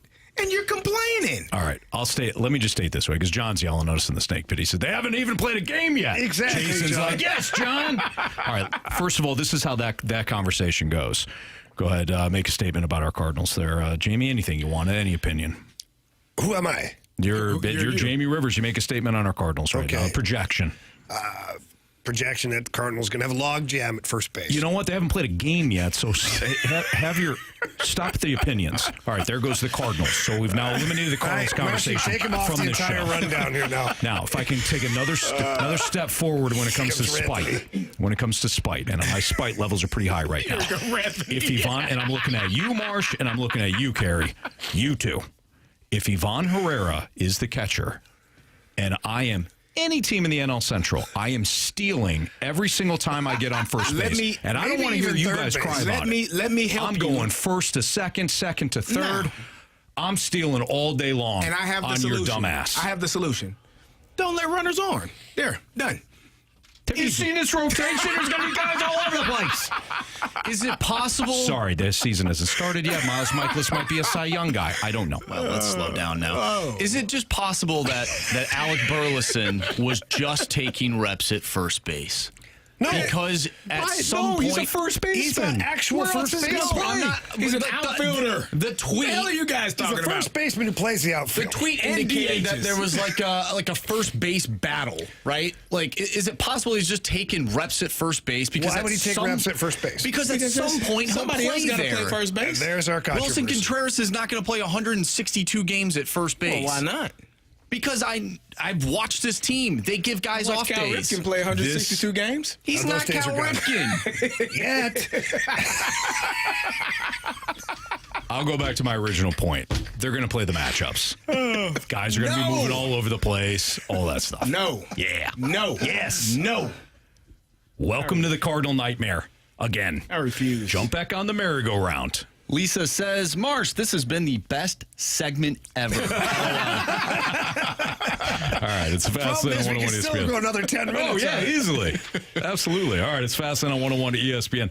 I will side with Carey on something here about Major League Baseball. We've had the conversation about it being a problem, and he has made this statement a couple of times. It's not the Dodgers you should have an issue with. It's not even the Pirates. It's another team in the NL Central. No, not the Cardinals, Jamie. That's next on 101 ESPN.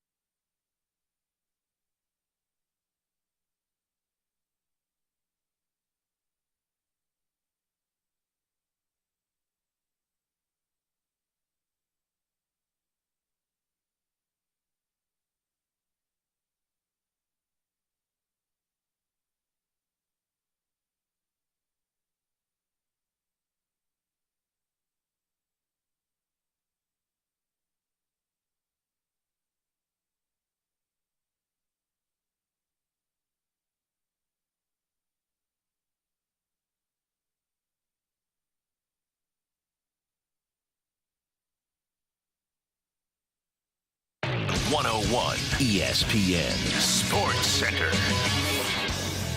I'm Andrew Marsh. It's time for a Sports Center update brought to you by Saliga Heating and Cooling. Tomorrow night, we'll have the United States taking on Canada in the Four Nations Face-Off Championship game. Pre-game for that one starts at 6 o'clock. Puck drop is at 7.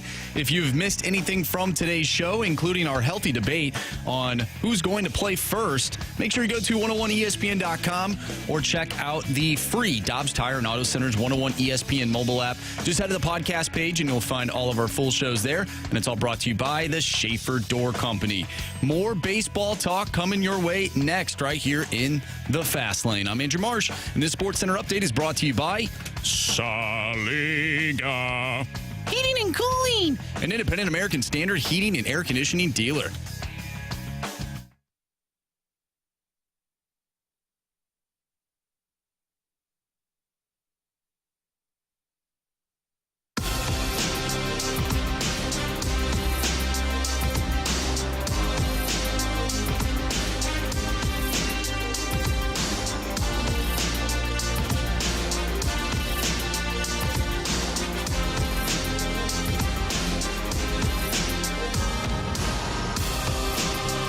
So, Carey, you have made this point in the past about when we've talked about like Major League Baseball and how it has a clear issue on its hands with really just a top-heavy team. The four teams are so that they're the only ones that are spending, and other teams are like, you know what, to hell with it. Mm-hmm. And you have remarked that teams like the Pirates not trying, the Rockies not trying, Marlins not trying, those teams not trying. They're the bigger issue.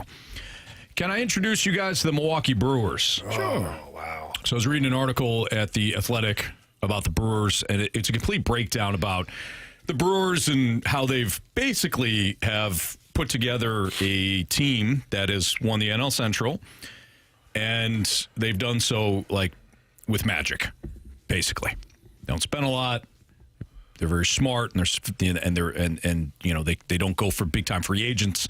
But this paragraph really got me.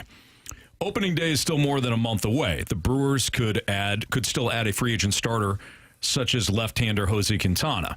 But if you're their owner, the Brewers owner, and you watched your team win the NL Central by 10 games last season after losing manager Craig Counsell, trading staff ace Corbin Burns, and dealing with the prolonged absences of Yelich, Williams, and right-hander Brandon Woodruff, you might be thinking, why bother?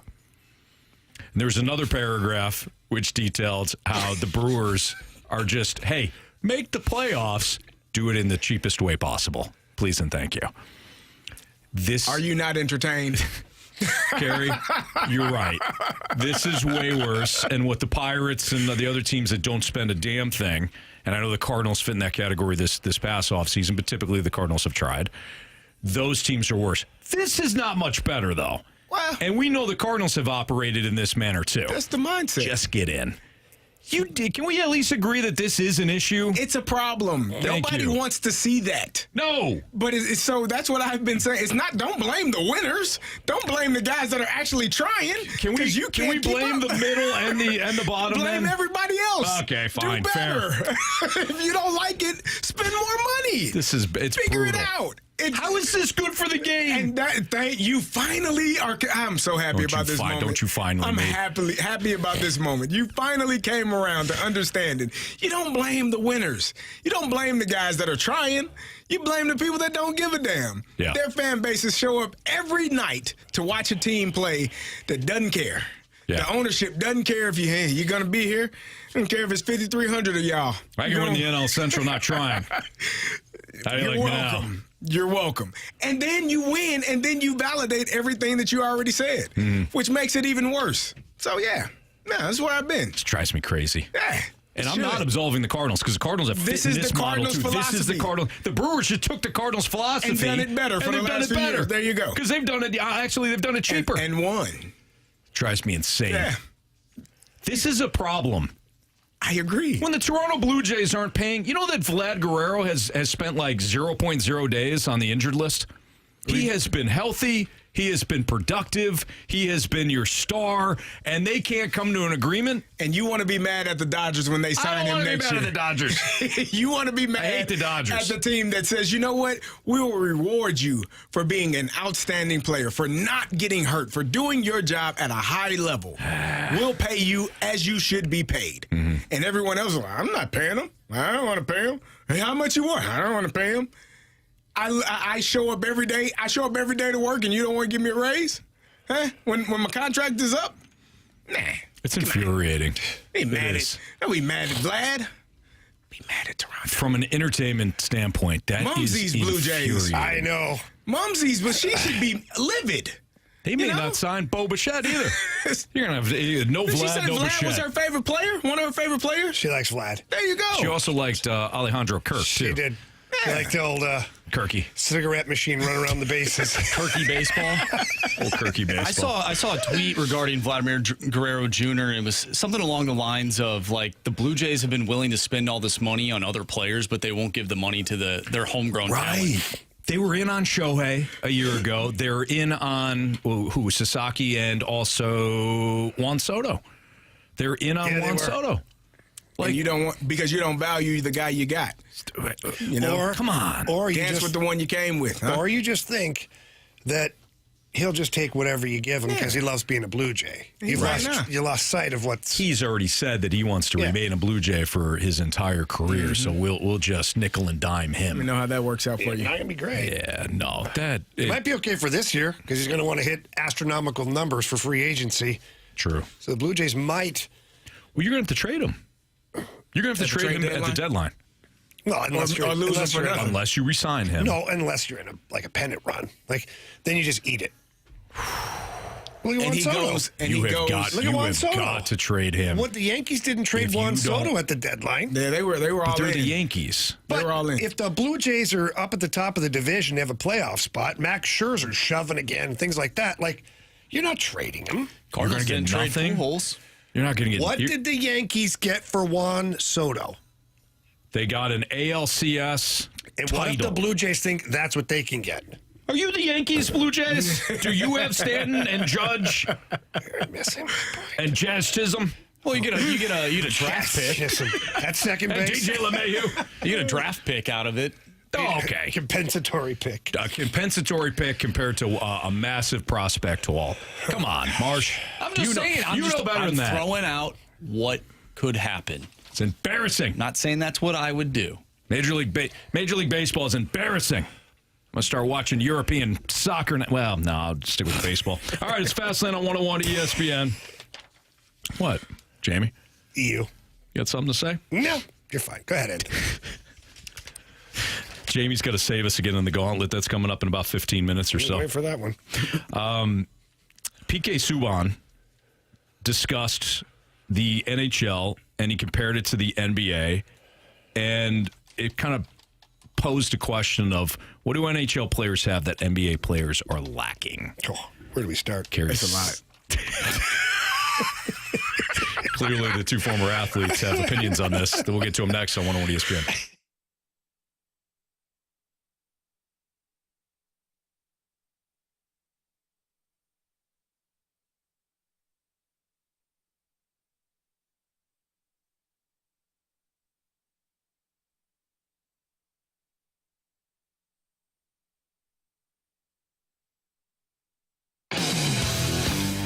If you are looking to change the look of your vehicle, head over to Pure Performance. They are your one-stop shop for all aftermarket modifications. Hey, and there's two ways to do it. You can have a brand new vehicle that you want to add accessories to immediately, and why wouldn't you? Or you can have another vehicle, an older one, 3, 4, 5 years old, and now you're like, okay, I need to change the look of this altogether. Let me help you out. Head over to Pure Performance. Their 25,000 square foot facility is located in St. Peters, right off of Highway 70, the Cave Springs exit. When you get there, ask for Shelby or Caleb. Please tell them that Jamie Rivers sent you in. Then they're going to ask you what kind of vehicle you drive, and it really doesn't matter. Anything at all that is on the road today, they have accessories for. And let's not forget, the weather's a little bit bad, slippery, snow. check your tires. See if they're okay. If not, drive by the facility over at Pure Performance, and they'll check your tires for you. They carry all tires for every year, make, model of vehicle that's out there, and they want to keep you safe, so please get over and do that.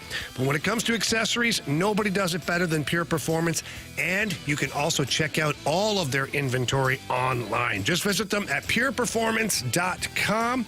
That's pure, P-U-R, performance.com.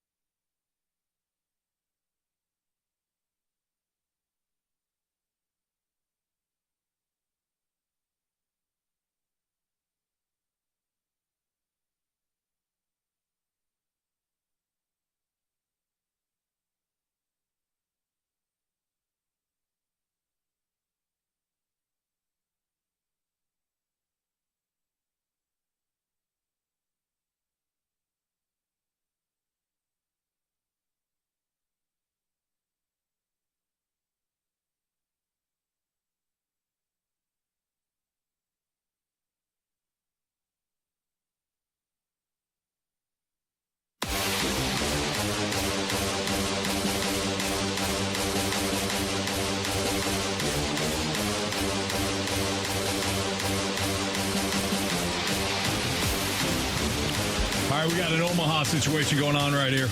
Ran out of time because Carey and Jamie were fighting about the first base position a couple of segments ago. So easy there. We lost valuable time on that, gentlemen. Anthony made an appearance in that one, too. He certainly did. He had to. Had to come off the top rope. All right. We're going to bet the board this segment. We're going to save that conversation about the NHL players and NBA players. There's a lot of moving parts there. So, again, a little bit of an audible. We're going to go with bet the board right now. Marsh, do you have the current standings? I do. Jamie's still in the lead with 9 points. Carey picked up a point last night, thanks to Fire Up Chips. Fire Up Chips. You're welcome. Anthony, you have 5 points, and I have 4 because Carey took my pick. Oh, wow. All right. Sorry, not sorry. I'm going to go right back to my specialty, college basketball. There's a game that's going on. What? Carey made a funny face. I don't care. Oh, well. When you said that. Whatever, Carey. Thrown off. Whatever. Okay. North Carolina. Got quite a matchup going on here. We got NC State visiting North Carolina. The over-under set at 146. I'm going with the over. It's minus 110 for that. North Carolina's ranked 20th. I think they're going to put an absolute beat down on NC State. Wow.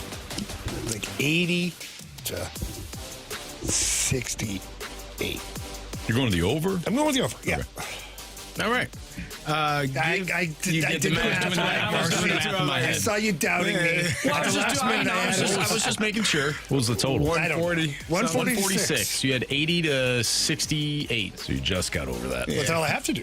That's very true. Yeah. That's all that matters. I was looking for some action again. Didn't see any tonight. No action tonight. We typically play on Tuesday nights. Well, and Wednesdays. Tuesdays and Wednesdays. There you go. None tonight. Yeah. But Tuesday nights, that's usually reserved for action. Well, give me Penn State plus 1.5 at home versus Nebraska. Those Nittany Lions. I'm actually going to go with the same game. Is that the game you're because I have been atrocious this month. Spite? No. Carey, you and I are going to be kind of rooting for, well, no, never mind. I'm going to take Bryce Williams of Nebraska to go over 23 plus points. So he's got to score 23 or more points at minus 110. Bryce Williams, 23 plus points tonight against Penn State. If he scores 23, what happens? Push? It's 23. It's 23 plus, so it's 23 or 23 more. and a half? Yeah. No, it's 23 or more. 23 plus. So 22 and a half. He's got to hit, exactly. Okay. He's got to get at least 23 points. All right. Give me Luka with the Los Angeles Lakers. 41 plus points, rebounds, and assists. Oh, that's the typically Carey Davis special, but he don't like it because of the minute situation. Hey. I don't know. That might be lifted now. I've seen some rumblings that it could be lifted. We'll see. Is LeBron James playing? He should. He's rested over the weekend. Time. That's ridiculous. Ridiculous. That guy drives me. He didn't play over the weekend, so. No, I know. I was there. JJ Redick says Luka will no longer be on a minutes restriction. You still don't like it. I can see it in your face. You still don't like it. Yeah. Okay. I don't know. What do I know? You know a lot. I don't know.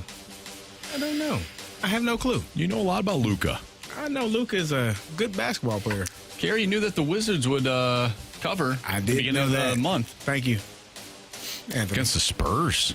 Who would have thought that? Hey, Yeah. I knew the Jazz were going to have a roaring comeback against the Lakers. Yes, you did. Amazing. You knew that the Raptors would cover, the Jazz would cover, the how you kept Jazz and doing that. Clippers would go over. Jazz just didn't cover. They won outright. Yes, they did. Yeah. You didn't even need the points that night, Jamie. And you texted us that too, but you're like, I'll take Just the in points case. anyways, I'll take the just in points case. just in case. Yeah.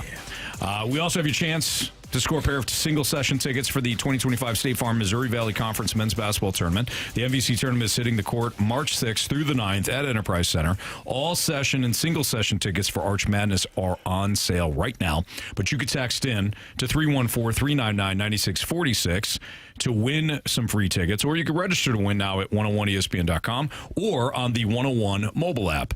Here is your trivia question. Trivia question is, Carey Davis put his faith behind a basketball team last night to cover, and they did. Who was that team?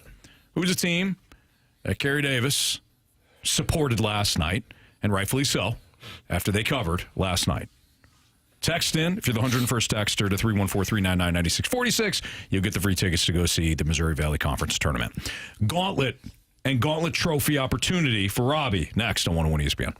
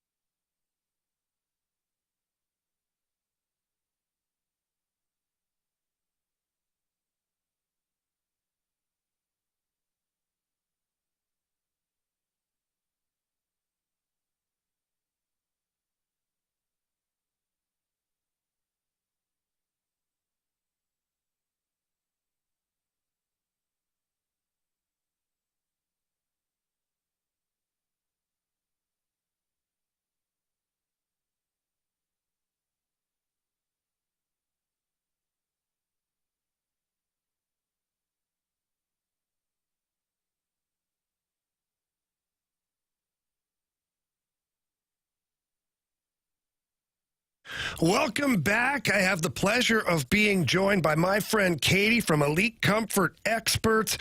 And Katie, you guys over there, you've got a slogan that says, no gimmicks, just guarantees. What does that mean? It means just what it says, Jamie.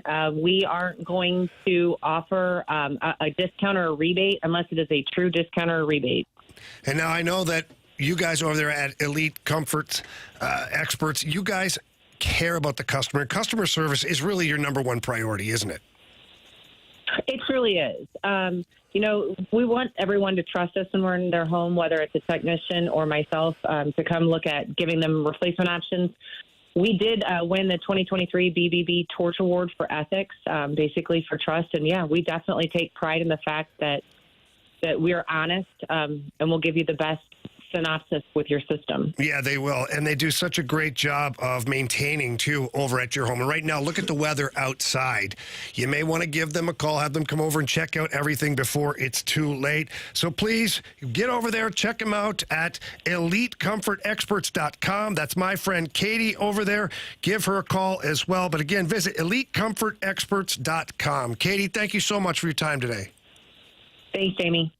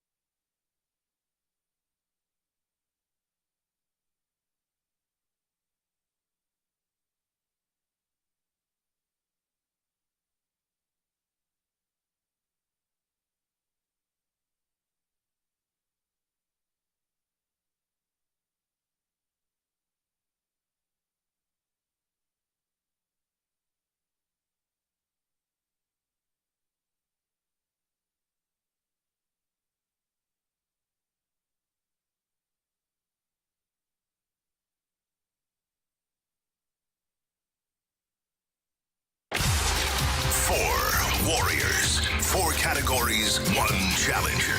Can you survive the Gauntlet? Brought to you by Blue Note Roofing.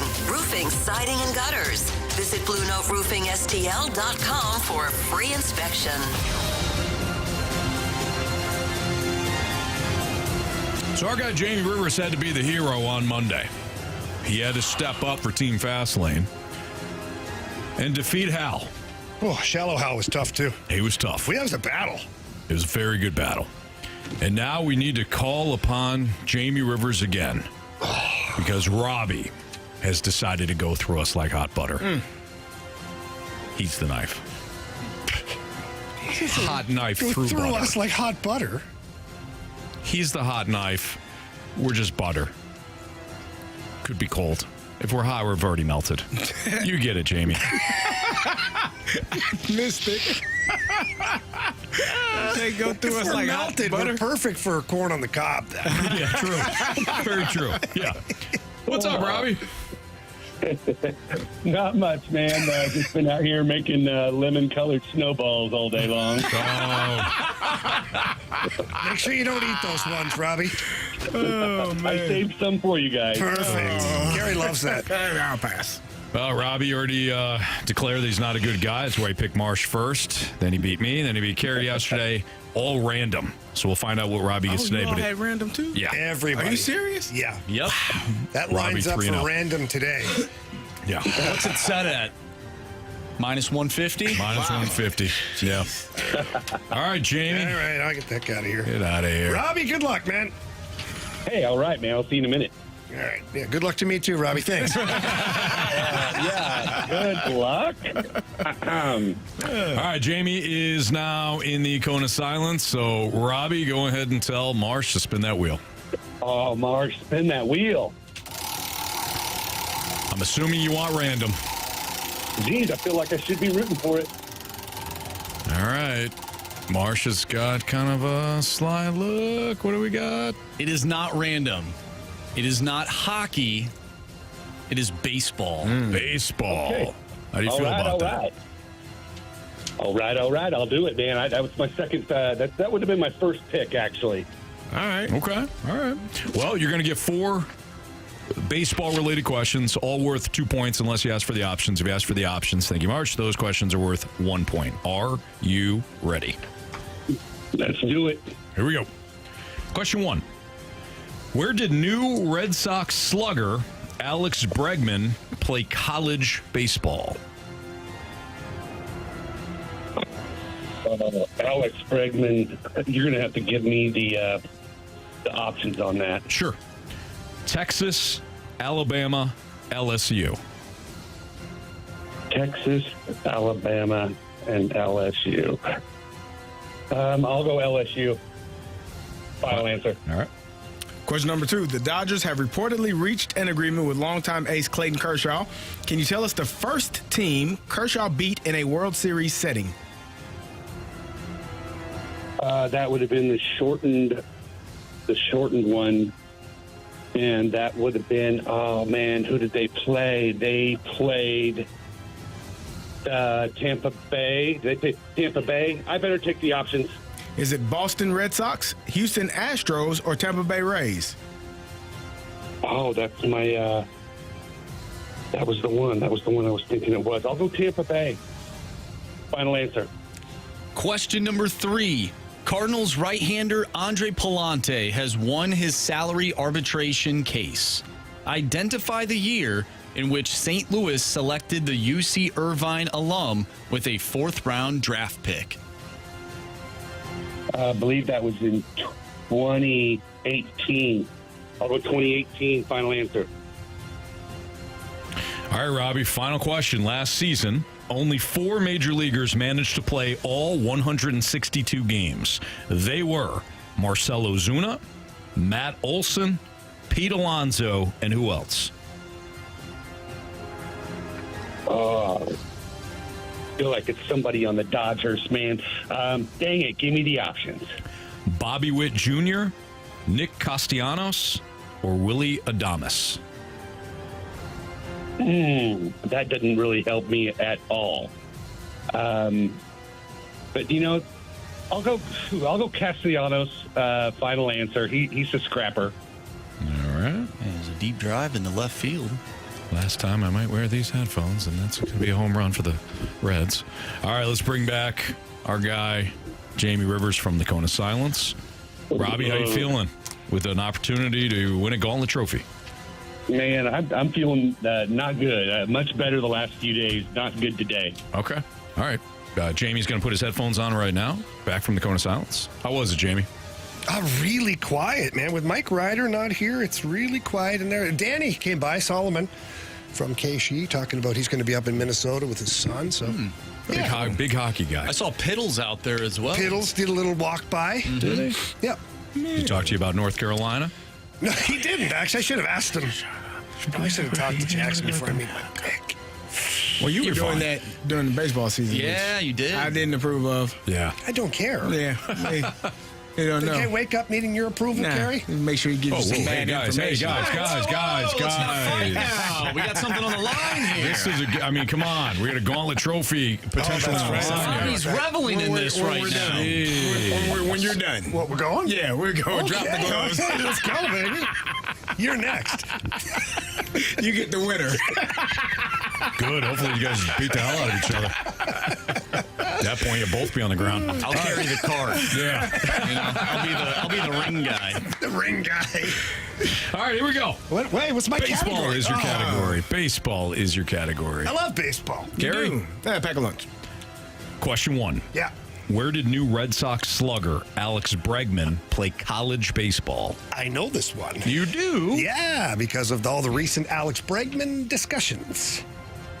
LSU. Final answer, please. Should have paid attention to the articles. Yeah, okay. All right, let's go. Who's got here? Let's sorry. go. It's on me. He's thinking about the fight. He's not the same without his big water jug. I've been out of it all day. He's dehydrated. Yeah, I am. I got to keep filling this water bottle up. The Dodgers have reportedly reached an agreement with longtime ace Clayton Kershaw. Can you tell us the first team that Kershaw beat in a World Series setting? Okay. Probably would have been that COVID year. Doesn't mean I know anything about this, but how about the options, please? Is it the Boston Red Sox, Houston Astros, or Tampa Bay Rays? Okay. I'll go Houston Astros. Final answer.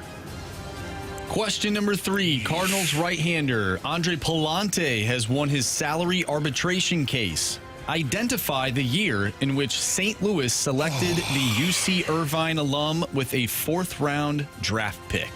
Okay, so let's do this little reverse engineering here a little bit. In my brain, I feel like it's 2020, 2019,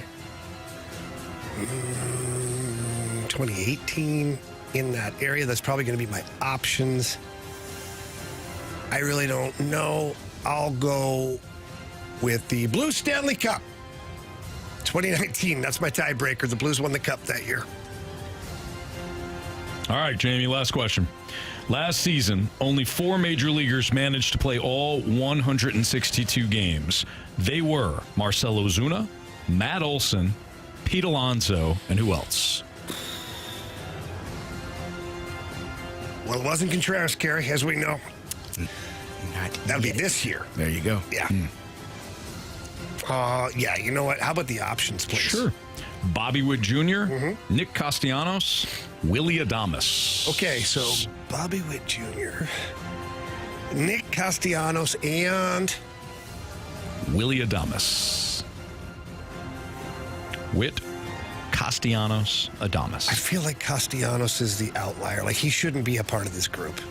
Like, how did he play every game? Like, at some point, they probably benched him, right? Wrong. Deep fly ball left field. Castellanos. Go with Castellanos. Final answer. It's the last time I'll wear headphones. It's the last time I'll be on this microphone. Deep drive to right. Home run. All right, I Robbie. apologize to everybody who pays my, who writes my paycheck. There's a deep drive in the left field. All right, classic. Robbie. Robbie has an opportunity with a win today over Jamie to earn a Gauntlet trophy. Jamie has an opportunity to save our bacon for the second time this week. Baseball. Let's go. Last season, only 4 major leaguers managed to play all 162 games. They were Marcell Ozuna, Matt Olson, Pete Alonso, and who else? Robbie, you said Nick Castellanos. Jamie, you said Nick Castellanos. He is the outlier.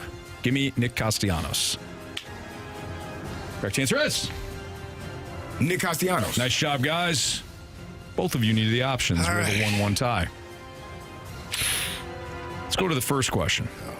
Where did new Red Sox slugger Alex Bregman play college baseball? Jamie, you said you're doing some research, and a couple of times I mentioned after the signing with the Red Sox that Alex Bregman played at LSU. Yes. That was your official answer. No options.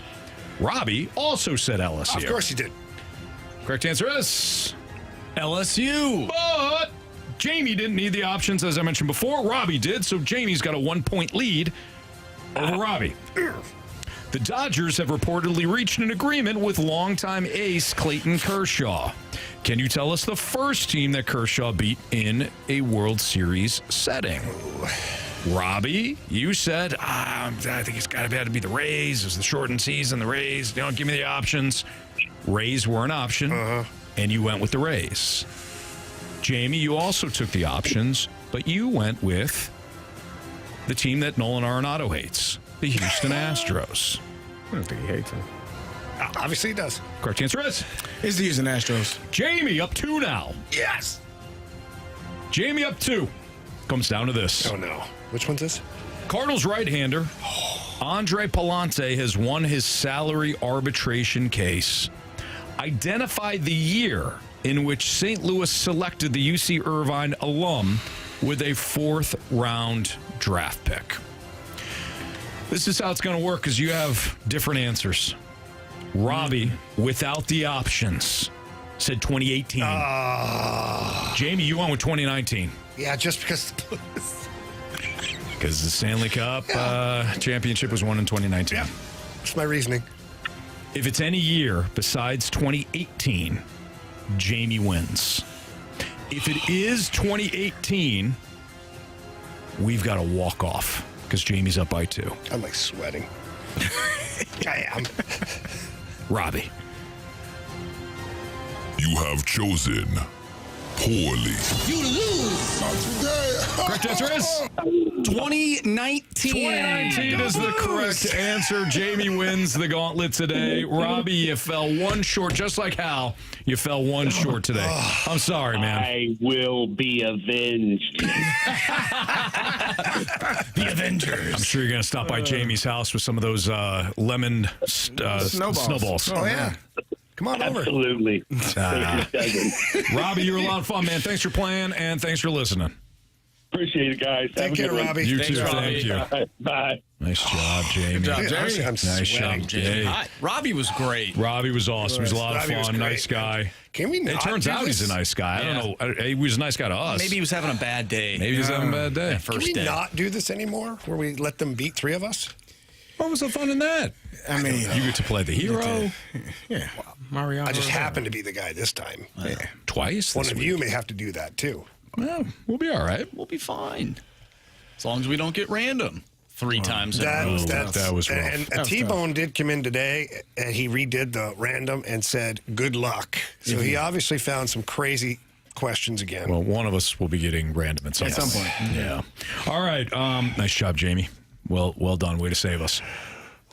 We didn't dive into this segment the last time, but what do NHL players have the NBA players are lacking? PK Subban had some thoughts on it, and our very own Matthew Tkachuk also had kind of some interesting comments that we'll let you hear next on 101 ESPN. I pride myself and think of myself as a man of faith, as there's a drive in a deep left field by Castellanos that will be a home run, and so that'll make it a 4-0 ball game.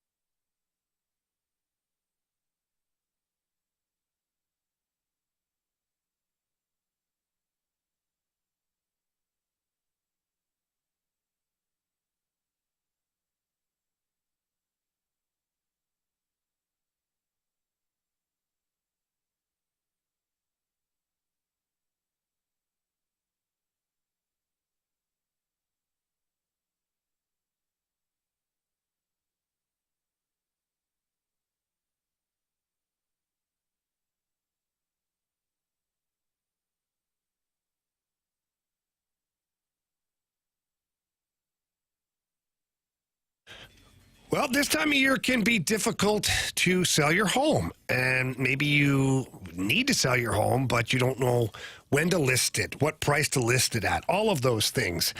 Let me help you out. Don't go to an average agent. Go to Gloria Lou with your home sold guaranteed realty.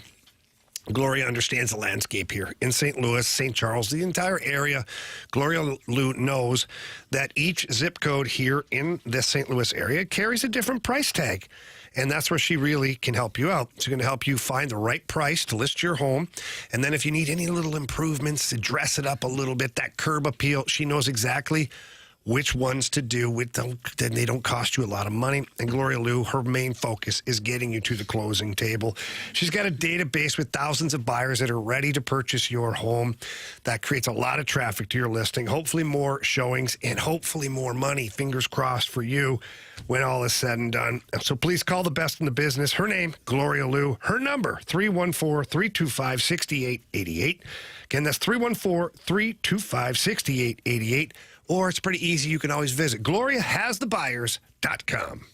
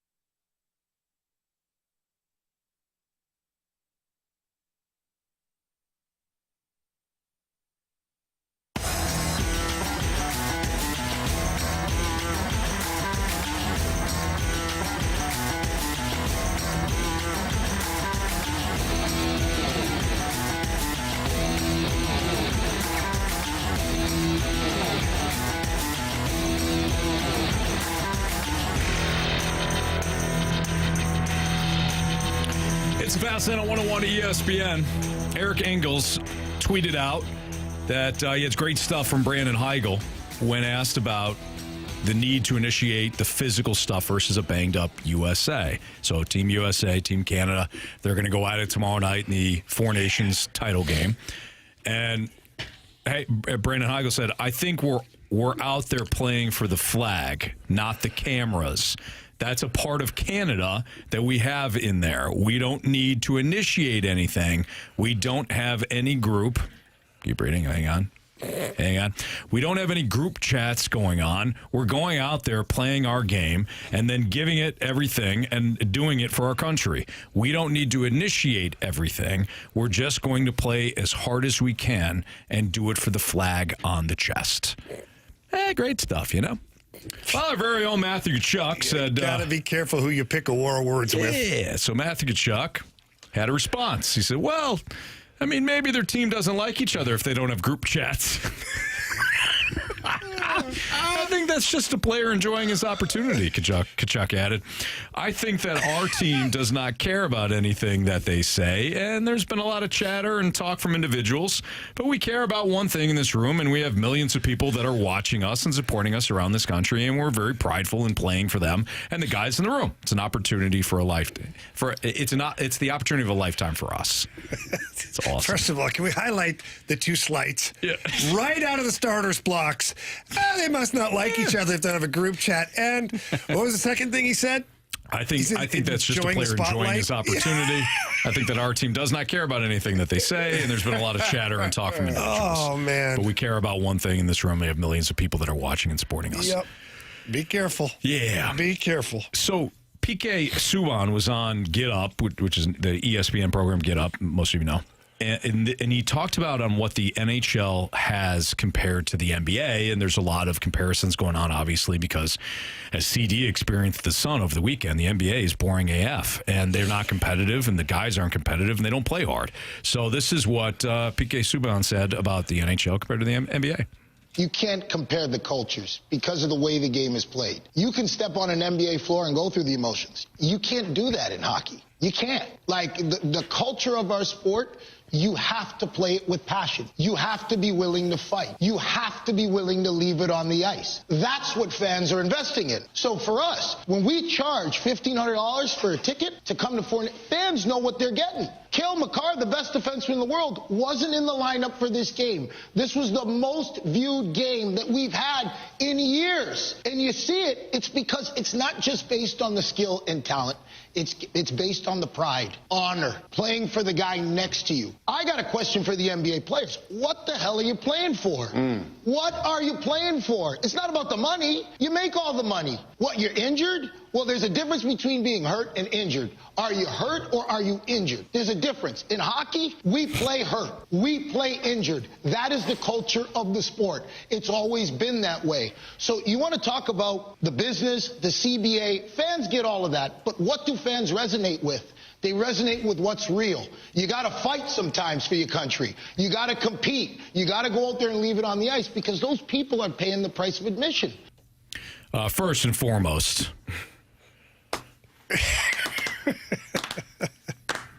nice job there. Quack. Oh, wait, no, something different. Okay. Yeah. For him to mention the documentary, the program, awesome. with "Are you hurt or are you injured?" Yeah.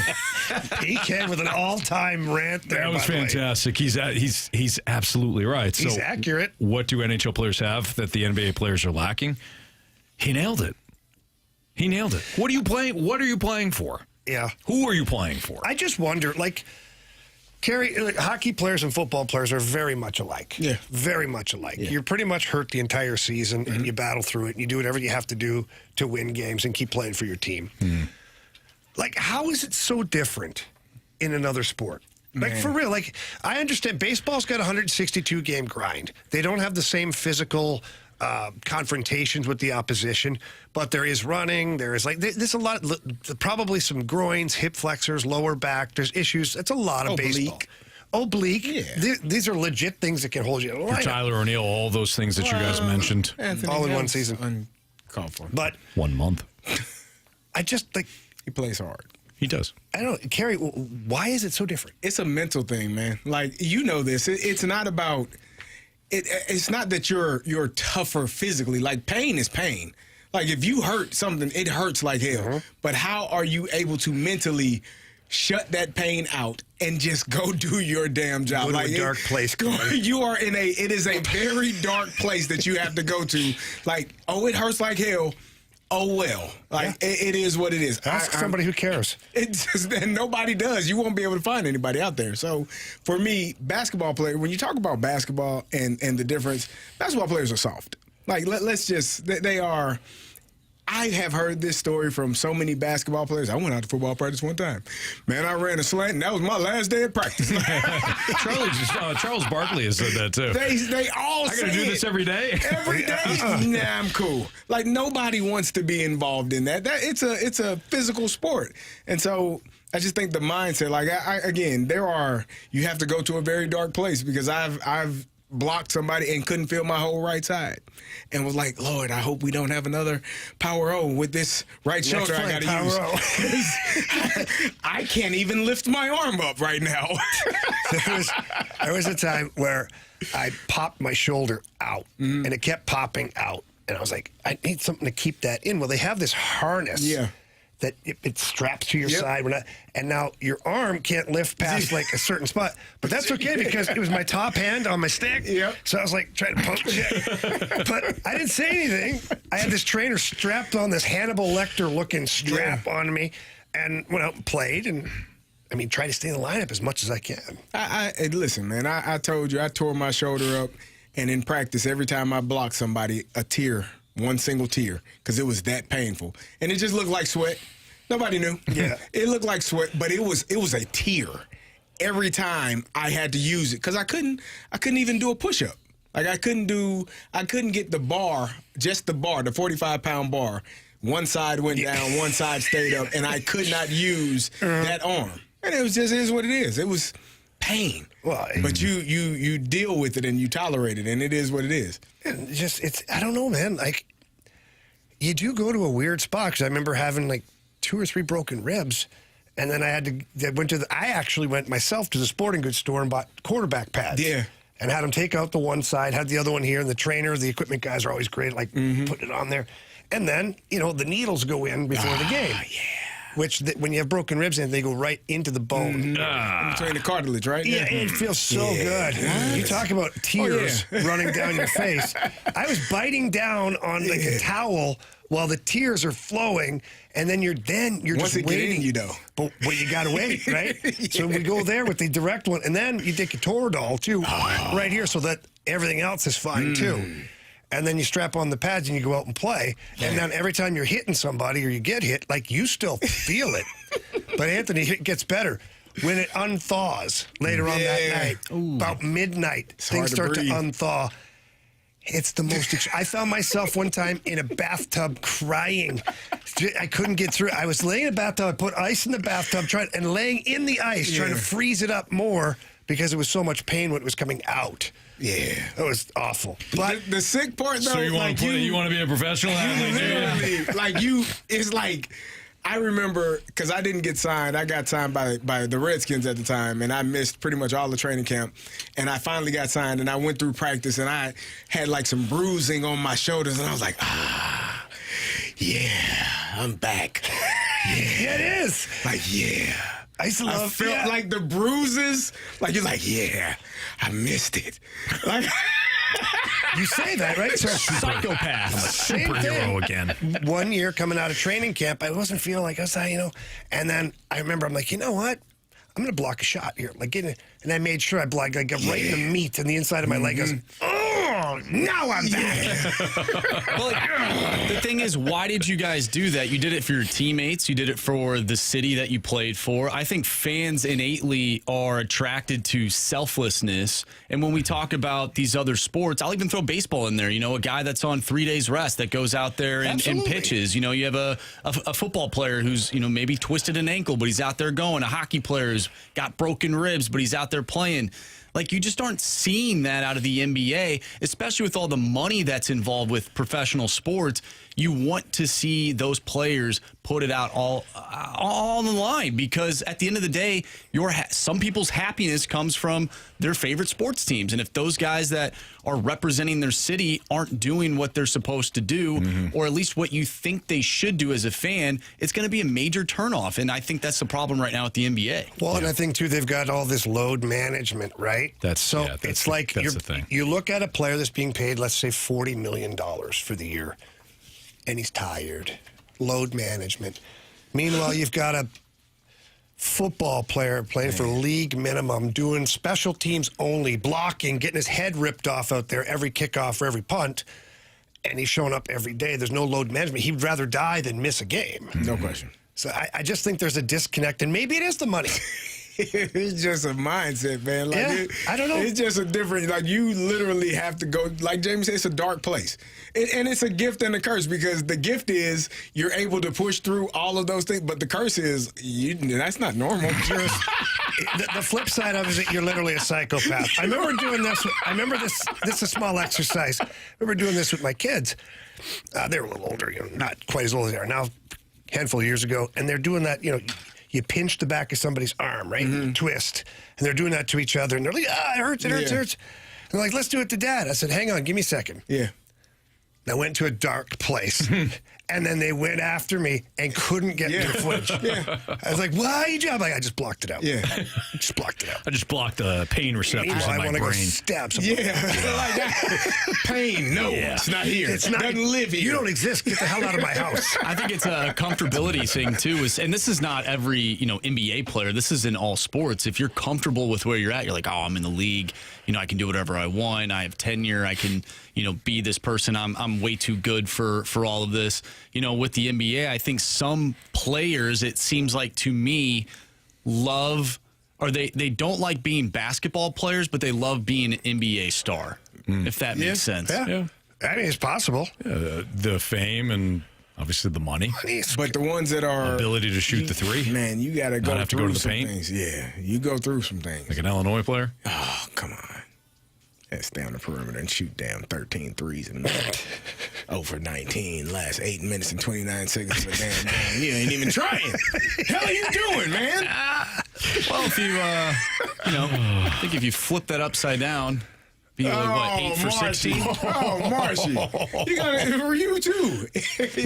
Brute. That was Marsh. That was really good. Ridiculous. All right, we got our Sports Six-Pack next. If you got a question, part one of it. If you got a question, send it into the Air Comfort Service tax line, which is 314-399-9646. Sports Six-Pack is next.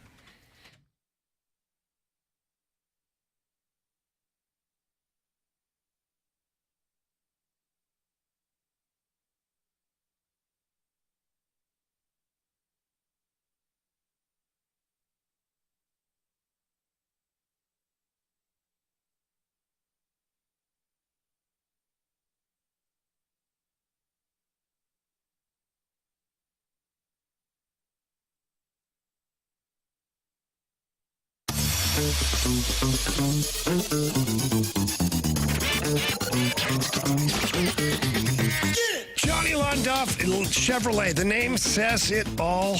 And in the world of automotive sales, they are the best in the business. One, they always have great deals. Whether it's the brand new inventory that they're getting in on a daily basis or the pre-owned inventory that they have on their lot, they're giving you the best price available. I've seen $6,000, $7,000, $8,000 off sticker price. And that's just the way Johnny Londoff Chevrolet does things. And what's even better now is you've got two locations. You got the original location in Florissant, Missouri, and the brand new Londoff Autoplex out in St. Peters off of Highway 70. Both locations, tremendous inventory, whether it's brand new or pre-owned. And the one common thing, tremendous customer service. They make sure that you're satisfied with the sale of your vehicle. They give you the most money possible for your trade-in. That's the Londoff guarantee. Let's not forget about that. And they want to see you, your family, your friends, everyone come in and shop at Londoff Chevrolet. They are the best in the business. They're my only choice, and they need to be yours. So please stop by.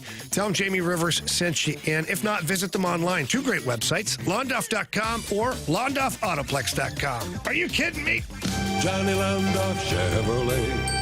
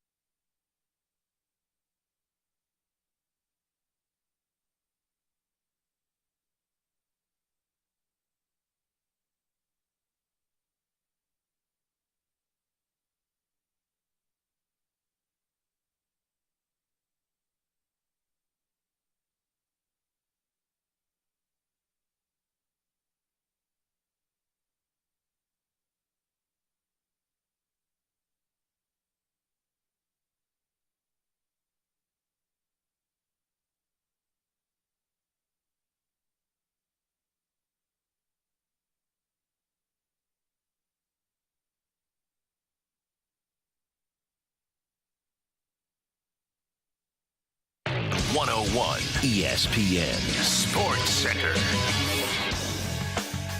I'm Andrew Marsh. It's time for a Sports Center update driven by Johnny Londoff Chevrolet and Johnny Londoff Autoplex. You just heard some of the quotes from Matthew Tkachuk chirping Team Canada, and you'll have a chance to listen to that game tomorrow night right here on 101 ESPN.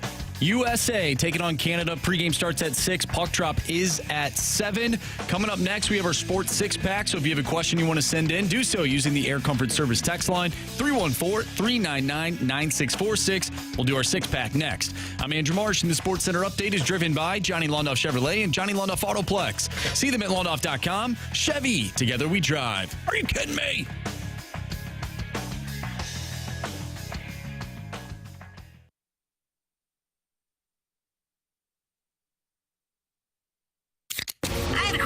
It's time for the Fast Lane to answer your sports questions. I want to ask you a bunch of questions, and I want to have them answered immediately. Asking me all these weird questions. Answer the question. Answer the question. Answer me! The Sports Six-Pack is now. With Carey Davis and Jamie Rivers, I'm Anthony Stalter. Time for our Sports Six-Pack. Here's Andrew Marsh with question 1. Question number 1. All right, so we get a text from the 314. It's not a question, but I want to add a question to it. The statement is, it's funny that we're talking about how you can't go through the motions in hockey, but that's been the problem with the Blues have been having for the last several years. LOL, players not playing hard. Do you agree with that statement? Players not playing hard? Is that the question? Going through the motions. Okay, so, Carey, I don't know how you feel about this. There are sometimes players aren't necessarily giving it everything. But to just blanket statement, like the Blues are just going through the motions. Mm-hmm. Tell Tyler Tucker that. Oh, maybe it's not an every player thing. But they do that. They blanket it. The Blues don't care. The Blues are going through the motions. Some guys asleep at the wheel sometimes while they're playing. Yeah, that's where leadership has to come in, though. Mm-hmm. Like coaching and leadership on the team, you recognize when a player's not playing to their potential. And at that point, my biggest thing when I saw guys doing that, I'd say, hey, man, off night, huh? Well, yeah, I know, it's okay, it's fine. But at least work hard. Yeah. You might be crappy tonight. You may not score a goal. You may not get an assist, but work hard. Mm-hmm. Work hard for your line mate. Work hard for your teammate. And don't worry, keep your game simple tonight. It ain't working for you. It's fine. But I can't handle you not working. Yeah, see, I think for me, I'm sure I've been on teams where guys just, I never understood that because I wasn't a superstar. Like, I always had to play hard and always give great effort. You might not always make every block. You might not catch every pass. You might, mess up on some things, but it's not because of lack of effort. I don't know that the Blues are intentionally not playing with effort, but I do think some guys don't have it every single night, and it is on leadership to try to bring that together. And then here's the other thing. When you're a team that is losing, it makes it easier to not give everything you got. And that sounds crazy, but it's when you're not finding ways to win, it's not that you're not trying. It's just things go bad and you're like, oh, here we go again. And then it starts to look like you're not giving great effort. But sometimes either you're not as talented as the team you're playing. Sometimes that's a huge part. Pretty bad. Sometimes that's a huge part of it. Sometimes you're doing the best you can do. And the other guys are just that much better, and it looks like you're not giving great effort. And then sometimes just being a team that is not winning consistently, it's heavy on you as a team. So, I think those are probably factors as well. This might be a weird question, but even if the players that are playing are trying, does it matter what the fans think? So if the fans think and see in their eyes, these guys look like they're not giving any effort, does that matter? To who? Just in general. Well, if the guys are working hard and the fans don't think they're working hard, what do you want me to tell you? The guys are working hard. Maybe they're just a bad team. Like Carey said, maybe you suck. Right. Maybe you're not good. Maybe you're not as good as the other team, and therefore it looks like you're not working hard. It looks like you're losing puck battles because you're not as good as the other team. Or you're not as big, you're not as strong, which still never made a difference, really. It's tenaciousness and just not wanting to lose that puck battle.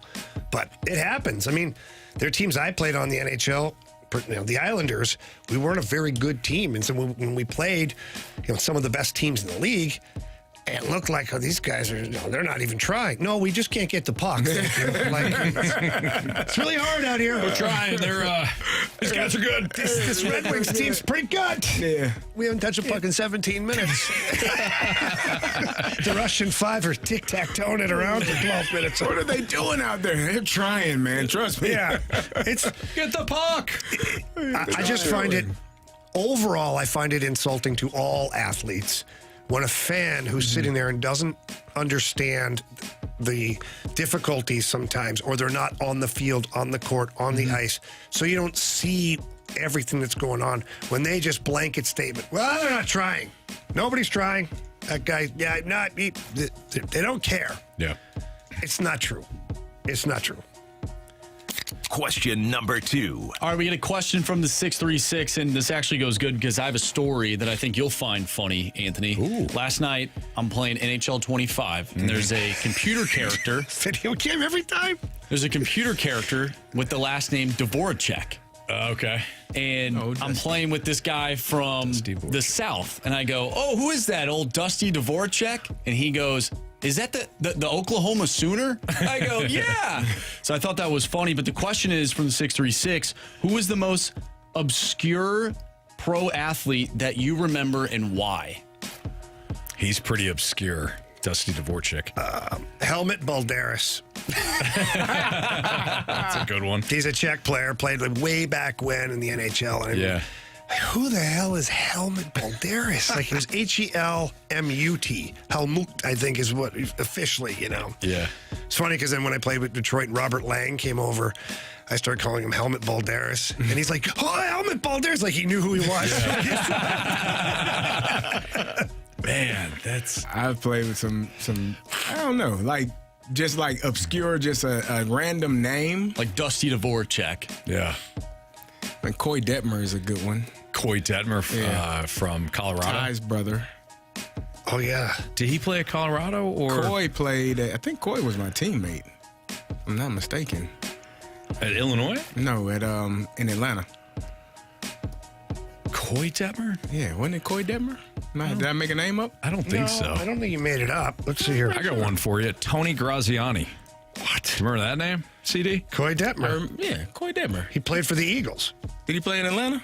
I'm working on it. I don't think he ever played for the Falcons. Tony Graziani did. No Falcons. All Philly. In fact, he played 1, 2, 3, 4, 5, 6, 7, 8, 9 years in Philly. Maybe it was Ty Detmer that I played with in Atlanta. That was one of them. I don't think the Falcons had any Detmers, did they? We're going to find out, Anthony. Coy was on the roster. Where? Pretty sure. I was right. He played at Colorado. No. Ty Detmer, Green Bay, Philly, San Fran, Cleveland, Played with Detroit. Detmer. Vikings 2007, Coy Detmer. There you go. Maybe I played against him. Who's the guy that you said, Anthony? Ty Detmer was a Falcon. There you go. 405. Yeah, that right when you were there. Yeah, you're right. Yeah, okay. Last year in the league. Tony Graziani? Tony Graziani. Why does that name come to mind? Because CD mentioned like Coy Detmer is one of those guys, like left-hander from Oregon that the Falcons drafted. Just weird. Really? Yeah. I don't remember him. Tony Graziani? I think mine would be Zarly Zalapski. Yes. Zarly Zalapski was great. You ever play the name game? He's always the one, if you get the name Z or the letter Z, easy Zarly Zalapski, and then the other person's like, they're T-boned at that point. Yeah. Did you ever play against him? Yeah, I played against Zarly. Okay. He was a good defenseman. Played for Team Canada in the Olympics way back when. I watched him do that. Then played against him. He's in Calgary, I think, when I played against him. Another Calgary Flame, random name, Haken Lube. True name? Yeah. It's never been more relevant than recently. Oh, man. Very true. Hakem Lube. Haken Lube. My favorite is Radek Bonk. Yes, I played with Bonky in Ottawa. Man. All right. Serious names. Do you want to? Yeah, let's carry it Let's over. carry it over. Let's carry Carey it over. Davis it over. All right. More six-pack next on 101 ESPN.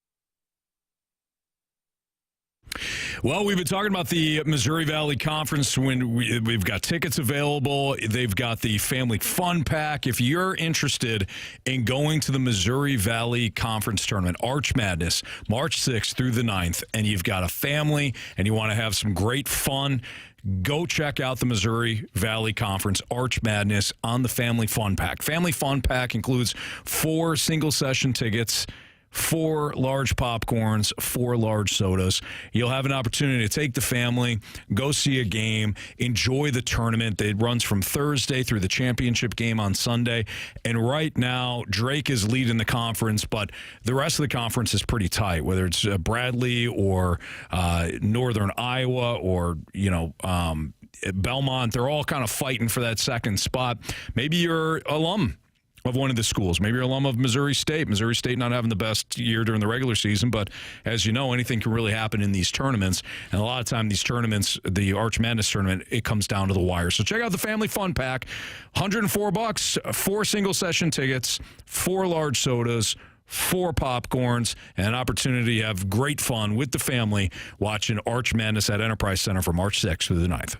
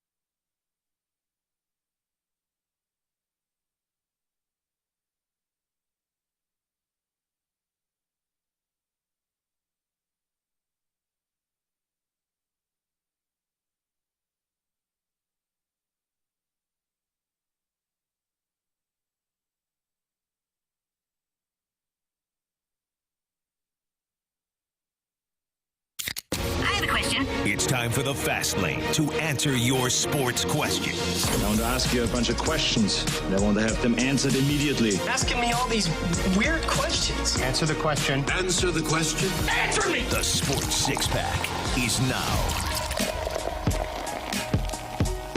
All All right, let's continue our Sports Six-Pack here in the Fast Lane on 101 ESPN with Carey Davis and Jamie Rivers. I'm Anthony Stalter. Here's Andrew Marsh. All right, before we get to the next question, we had some names coming in from the Air Comfort Service text line. The 314 says, Heine Manush was a Hall of Fame baseball player, and my grandpa would always mention him. That's a good one. Okay. We have from the 314, RIP to the late NASCAR driver, Dick Trickle. Oh, yes. Yep. Yes. Okay. I see an Oil Can Boyd in here. Dennis, Oil Can Boyd. Yeah. Oh, yeah. I remember him. Yep. I do, too. We have Miroslav Satan, which is a tough last name. Yeah. Just said differently. Yes. So That's Miro. unfortunate. Yeah, sounds like you don't like him. Yeah. Oh, he's fine. I don't mind. It doesn't bother me. Yeah, Booger McFarland. Booger. I don't feel like he's obscure, though. No, he's on TV name. now. He's pretty relevant. The name? How about Popeye Jones? I always like that name. Are we doing like weird Booger names? would be a tough name. Yeah. Like, Well, I guess it depends on how you funny think about it. names, or are we doing How else would you think about obscure names? I think it's obscure, like, oh, yeah, I forgot about that guy. Because Dusty Dvorak isn't a weird name, but it's like, Yeah. it's obscure. yeah. Okay. Guess it's just how you view it, Anthony. Oh, I don't like how you're putting that on me, Carey. He is. I don't like that at all. It was like, you know what that was? You know what he said with his eyes? You know what Carey just said with his eyes? I don't want to say it. He basically told me to go fast lane myself. Oh, yeah. That's what he did. Over and over. Over and over I again. just said how you view it. Okay. Ha Clinton Dix. There's another one. Yeah. Yeah. Ha Clinton Dix. That's a good one. Yeah. Ben Jarvis. Question number 3. Another good one. Yeah. What a nickname that is. From the 217, do you guys, or do you ever, or have you ever gotten recognized on vacation or walking down the street whenever you played or after you retired? I was at Chipotle one day. It might have been Qdoba then. I don't remember. And this guy, so I was in Pittsburgh. I was playing for the Steelers, and I'm getting my food. And this guy like, man, you look just like Carey Davis. I'm like, really? He's like, yeah, you look just like him. I'm like, I ain't never heard that before. Like, man, you look just like him. I'm like, nah, what's up, man? I'm Carey. You're not Carey Davis. Get out of here. You know where you're Carey. I'm like, okay, you're right.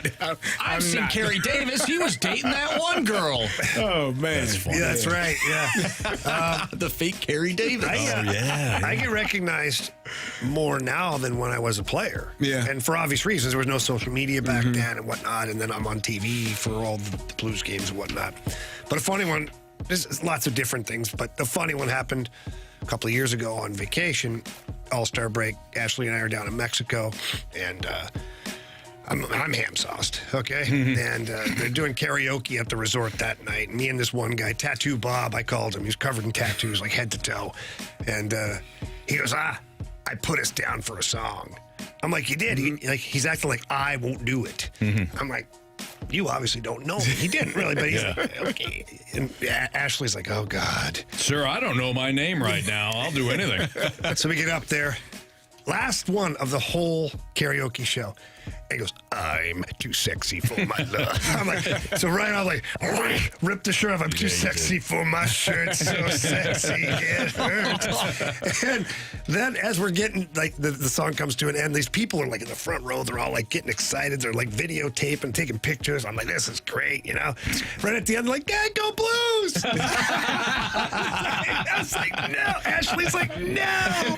So they come over and talk to us after.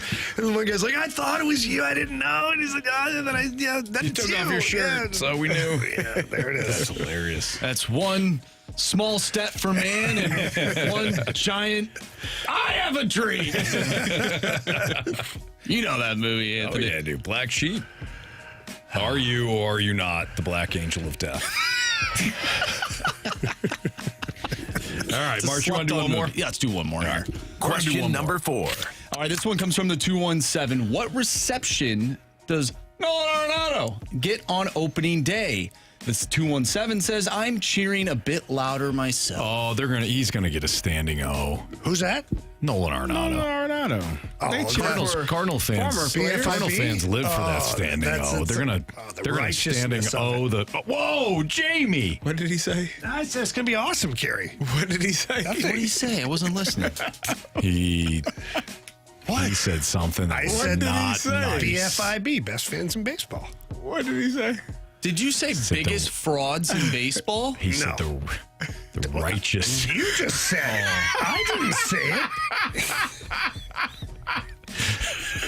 What are you doing? Wow. Don't put words in my mouth. In fact, don't put anything in my mouth. Okay? I don't have to. There's already a lot of stuff in there. Anthony, that's shocking. Righteous. You know, they're the best fans in baseball. They're going to cheer for Just him. ask him. Oh. What? Wow. Anthony, stop. Wow. Next thing you're going to say... It's me.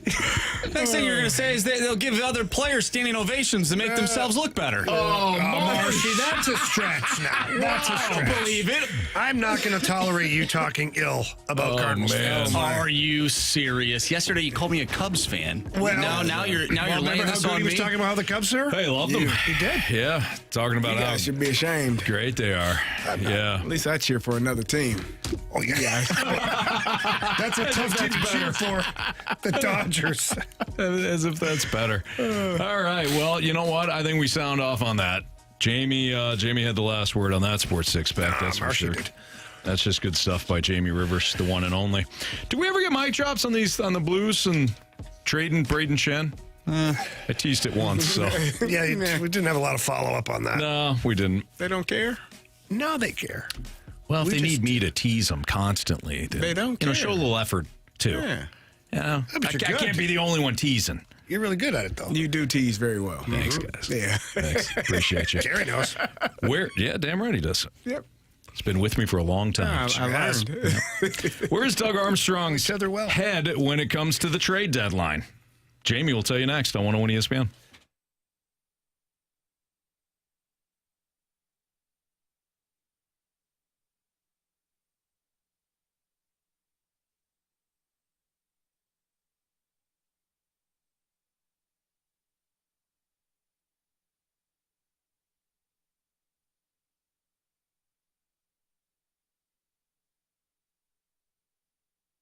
You know, Jamie, no matter what you're doing, whether you're trying to refi or even if you're trying to figure out if now's a good time to refi, you better have a guy.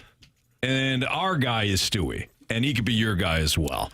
Let's say, though, you're trying to find that dream home, and you don't know if you qualify for a loan, or maybe you got a unique situation. You're like, I don't know if I'm going to be able to get that loan in place. Call Stewie. He loves a challenge. Yeah, he loves it. And whether you're self-employed, sometimes that can be very challenging, difficult to prove your income, this, that, all that other stuff. Just call Stewie. He has great programs, great ideas. He helped me through the purchase of my home. There's obstacles in every sale, different little things. Stewie held my hand along the way, and then all of his employees did a great job. The emails were easy, constant, sign here, sign here. I can't recommend anybody more than Stewie. And all you got to do is give him a call on his personal cell phone number. That number is 314-324-4440. Again, that number is 314-324-4440. Yeah, give him a call, shoot him a text, whatever it is. If you don't get him, he'll call you back right away, I promise. And you're going to absolutely love working alongside Stewie. And if you can't remember the number, Anthony, what can they do? You can always Google the bagel loan. NMLS number 226715.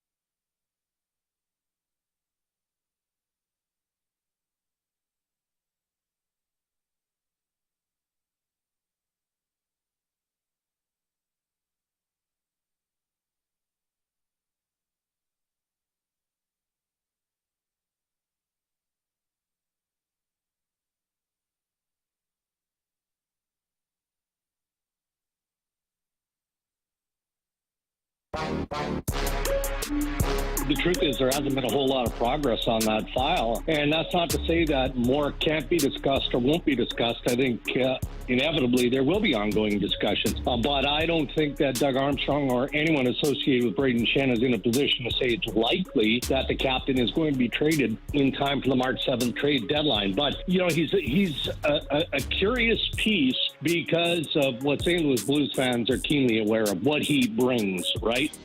That was Darren Dreger, who was on with BK and Ferrario. And Darren Dreger was providing an update on Brayden Schenn. And he's the big topic of conversation here locally, whether or not Brayden Schenn will be traded, if he will be dealt, if what the Blues could receive for him. Now, before we dive further into our thoughts on where Doug Armstrong's head is when it comes to the trade deadline, here is Army on his mindset heading into the trade deadline, and he spoke with the guys from TMA. Yeah, it's always a difficult, anywhere between 14 to 21 days. Rumors, people have their day jobs, want to speculate on where you're at. And quite honestly, we've unfortunately earned the right to be in the speculation business for, I would say, the better part of a decade. We were acquiring players because of where we were in the NHL. And when you're a non-playoff team, teams are looking to improve, and they look at non-playoff teams, they look at good players on non-playoff teams, and that's where the speculation starts. So it's an uncomfortable time for everybody, but it is what it is. It is what it is. We put ourselves in a bad spot this year, and where we have to just absorb the rumors that are out there. Translation: we haven't been good enough. We've put ourselves in this spot to have these rampant conversations about whether or not we should trade guys like Brayden Schenn or anybody else for that matter. We haven't been good enough is what Doug Armstrong is saying there. Because if you were good enough, we'd be having conversations about who you're adding at the deadline as opposed to whether or not you should part with a certain player and, quite frankly, why you should part with a player. Yeah. So that's kind of where I'm at when it comes to what Army said there, Jamie. When it comes to his approach, though, you know Army, and we've all got an opportunity to observe how Army approaches the deadline. One thing you have always brought up around this time is the team will always tell Army what to do at the deadline, how they're playing.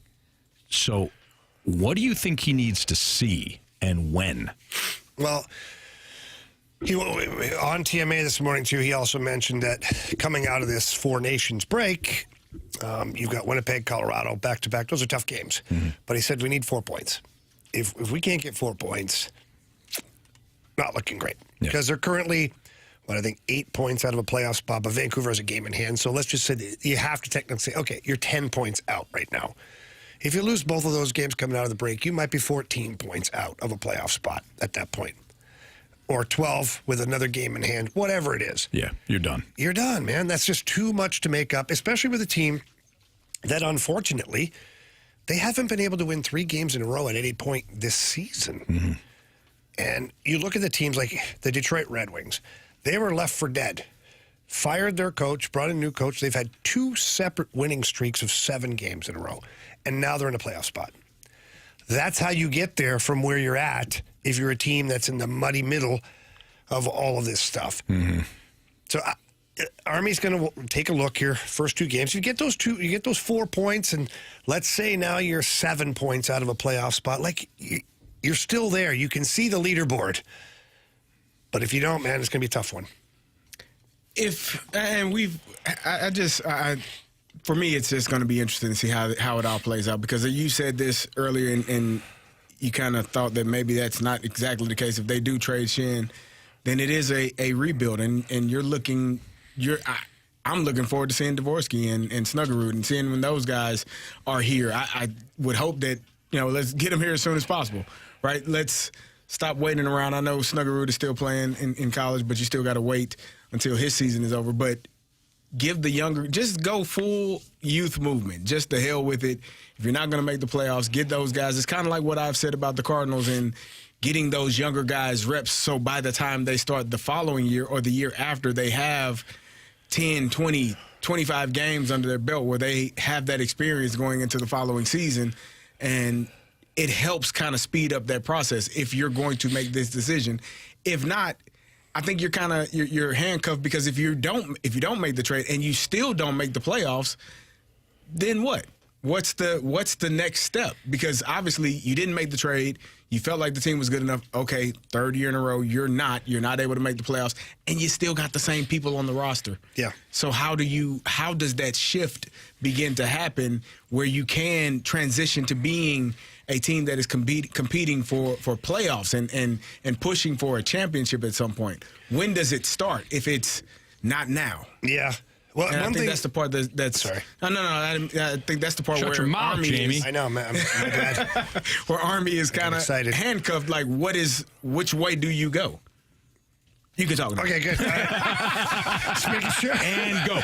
Didn't want to do it. Just step on your toes Now, twice. Jamie. That's not good. No, you brought up something interesting, Carey. You said, like you want to see the young guys play. I guarantee you this. If the Blues are not a playoff close team come the deadline, Army will move away from some of the older guys on the team. Yeah. Does that mean Brayden Schenn? I don't necessarily think it means that. Like, you've got Radek Faksa, who's not older guy, but he's in his 30s, early 30s. You brought him in. He's on the last year of his deal. Would a contending team love to get a Radek Faksa for their fourth line? Probably. And it's not that you're getting anything back then, but what you can do then is you can call up Zach Dean from the Springfield Thunderbirds. You call up Zach Dean from there. Then you can call up Dalibor Dvorsky, work him in. You got Bolduc playing now. Like, Snuggerud, if his team gets eliminated, will come here immediately and play. If not, his season, if they win it all, he'll be able to play the last game of the season for the Blues. But that's what you'll see. Right. You'll see younger players. You have to. There's no sense in just running it back over and over with the same group and keeping the young guys down in the minors. Dvorsky's proven in his first year as 19-year-old in the American Hockey League, he was an all-star, and he's scoring goals all the time. Like, give him a cup of coffee. Yeah. Give him a 10, 15-game audition. This is Fastlane on 101 ESPN. Jamie Rivers, Carey Davis. I'm Anthony Stalter. 512, your time check brought to you by Clarkson Jewelers, an officially licensed Rolex jeweler. We've got Prove Me Wrong next. So if you have a Prove Me Wrong statement that you want to send in and have Carey, Jamie, or myself try to prove you wrong on said statement in front of the Honorable Judge Andrew Marsh, send it into the Air Comfort Service text line 314-399-9646. Prove Me Wrong next.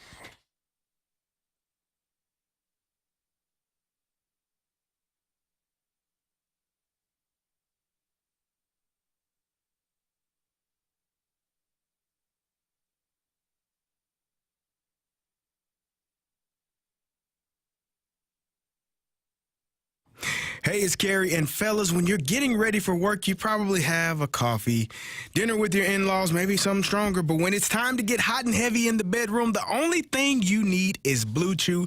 And if you want a great offer, how about free? Go to BlueChew.com, consult with a licensed medical provider, and get your first month free. Then you will be ready to chew it and do it. Blue Chew is an online prescription service, so no visits to the doctor's office, no awkward conversations, no waiting in line at the pharmacy, and it ships right to your door in a discreet package. Blue Chew's tablets are made here in the USA, and they prepare and ship direct, so it's cheaper than the pharmacy. Blue Chew is your secret weapon for the bedroom or wherever you want to get it on.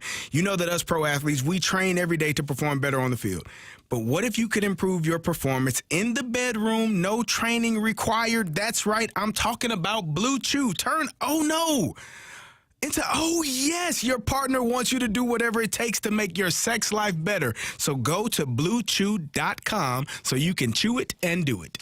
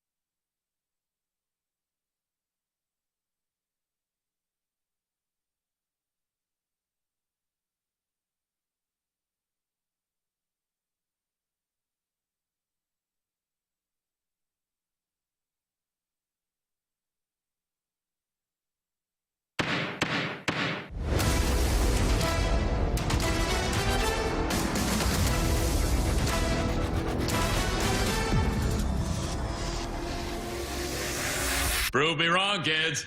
Prove me wrong. Time for Prove Me Wrong. This is where you have an opportunity to send in a statement that you want one of us to argue against. And Andrew Marsh is the judge, jury, and executioner on this. Oh, handsome lad. Very intelligent. One of the brightest men I knew. No. Whoa. What happened to him, Carey? No. Carey just killed me! I'm the fourth brother! Do that! This is a rough start. It's a real rough start. No. Carey, we may have to ask you to sit this one out now. No. He's fine. He'll be good. He'll rebound. I don't know. The judge seems pretty pissed. Well, it's not a Carey. It's about all the things you've been saying to me lately, Jamie. Jamie. God, I don't forget. God called me a Cubs fan. You think that sits well with me? Jamie. In fairness, Judge, you called yourself a Cubs fan. I never said that. Well, actually, maybe I did. Maybe it was sarcasm, though, you know. Anyways. It's black and white. What do we have? They're blue and gray. Cubs. Oh, yeah. No, I was thinking something blue different. and white. Blue and white. They have great pants and great jerseys. Yeah, on the road. You say great pants and great jerseys? Don't be doing this now. I Don't be hear well, doing Carey. this. You know that. What? I don't hear Don't well. be doing this. I'm watching you, Rivers. All right, let's start off with Martin's Dangly Bits. Sounds like a breakfast joint. Prove me wrong. The Blues don't have a true leader on the team if they trade Brayden Schenn. Have you not heard of Jordan Binnington? He's not a leader. He's a Stanley Cup champion. You know, Robert the Thomas, as you like to call him, Judge, he's a very good leader as well. Good player. A guy that could potentially at some point be 80-point scorer. Jamie talks about it all the time. 80, 90, maybe we get up to 90. I mean, his leadership, you know, and then you got the younger guy. Tyler Tucker punches people in the face. That's leadership outside of just, some people lead by action, you know, Judge, and they don't actually have to say those words. And speaking of a person that leads by action, I mentioned him earlier, Colton Parayko is a leader by how he goes about his business. You want to watch a pro? You watch Colton Parayko play every single night. And what he did in that Four Nations tournament game the other night, punching that player in the face, taking charge. What we've been waiting and wanting here, he's done it, he's doing it, and he will continue to do it. So therefore, if Brayden Schenn, for whatever reason, we would not want to see him go. But there's plenty of leadership here. Let's not forget about Jake Neighbors, too. Brayden Schenn 2.0, as we like to call him. That young man's got leadership written all over him. Maybe it's just time to thrust him into the spotlight. Thrust. We got a text from the 314 that said, screw it, Marsh, just reject them every time. Well, we can't do that. That's not the legal system. Is it not? Right. Depends on who you are. Sometimes For it that is. comment, I'll give it to you. Nice job. I'm feeling, despite what Jamie said, despite Carey killing me, I'm feeling good. Feeling generous. Feeling generous. All right, next one. Thanks, Dad. Prove me wrong. BFIBs, or any fans, but mostly BFIBs, calling themselves classy is in itself unclassy. Jamie, what do you think? Listen, calling yourself classy, sometimes all that is, you're pointing out the obvious. It doesn't mean you're unclassy, and it doesn't mean you're talking about yourself in particular. If you're talking about the BFIB, all the baseball fans here in St. Louis, I can say Cardinals fans are classy. I'm not necessarily saying I'm classy. I'm saying Cardinals fans are classy. And if Anthony's standing there as a fan, I can recognize that he's a classy fan. He knows when to cheer, when to clap. He knows what players are important, who gets the standing ovation, where the cameras are. And then, of course, you want to make sure that you stay that way. You got to keep it classy. Stay classy, San Diego. We remember that. It's, it's on T-shirts and everything. As far as I'm concerned, you can be classy, say you're classy, and you're kind of at that point challenging yourself to stay in that category. 'Cause imagine calling yourself classy and you're not. It's kind of like holding yourself accountable a little bit. Very true. So yeah, I think that's preposterous. The 309 says, Marshy, nobody's safe. Get over it. You're right.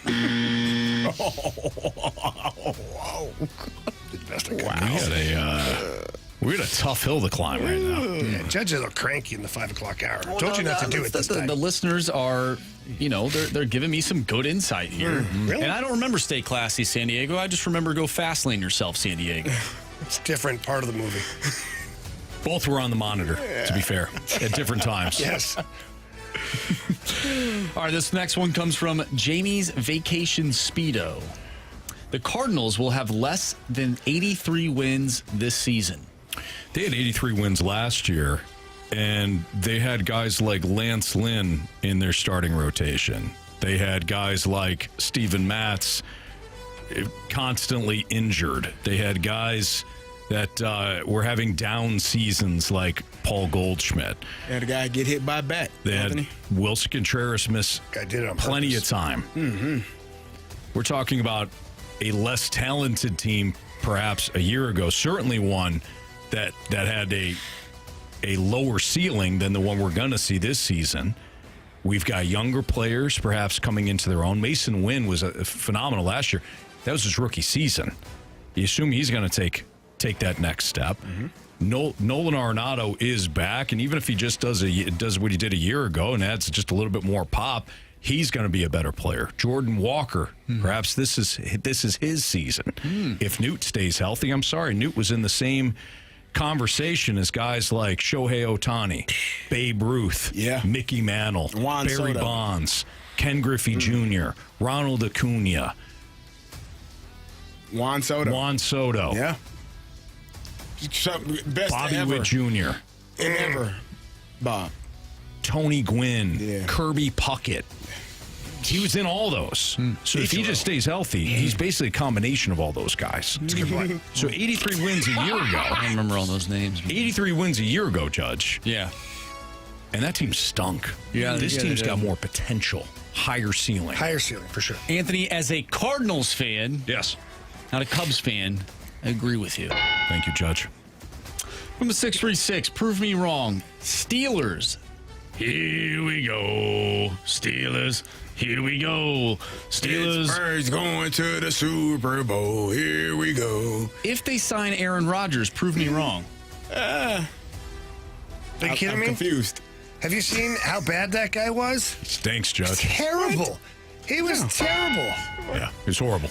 Yeah, I understood it this time. You didn't. No. I was so confused. That's why I saved you. I saw you drowning. I threw your life jacket.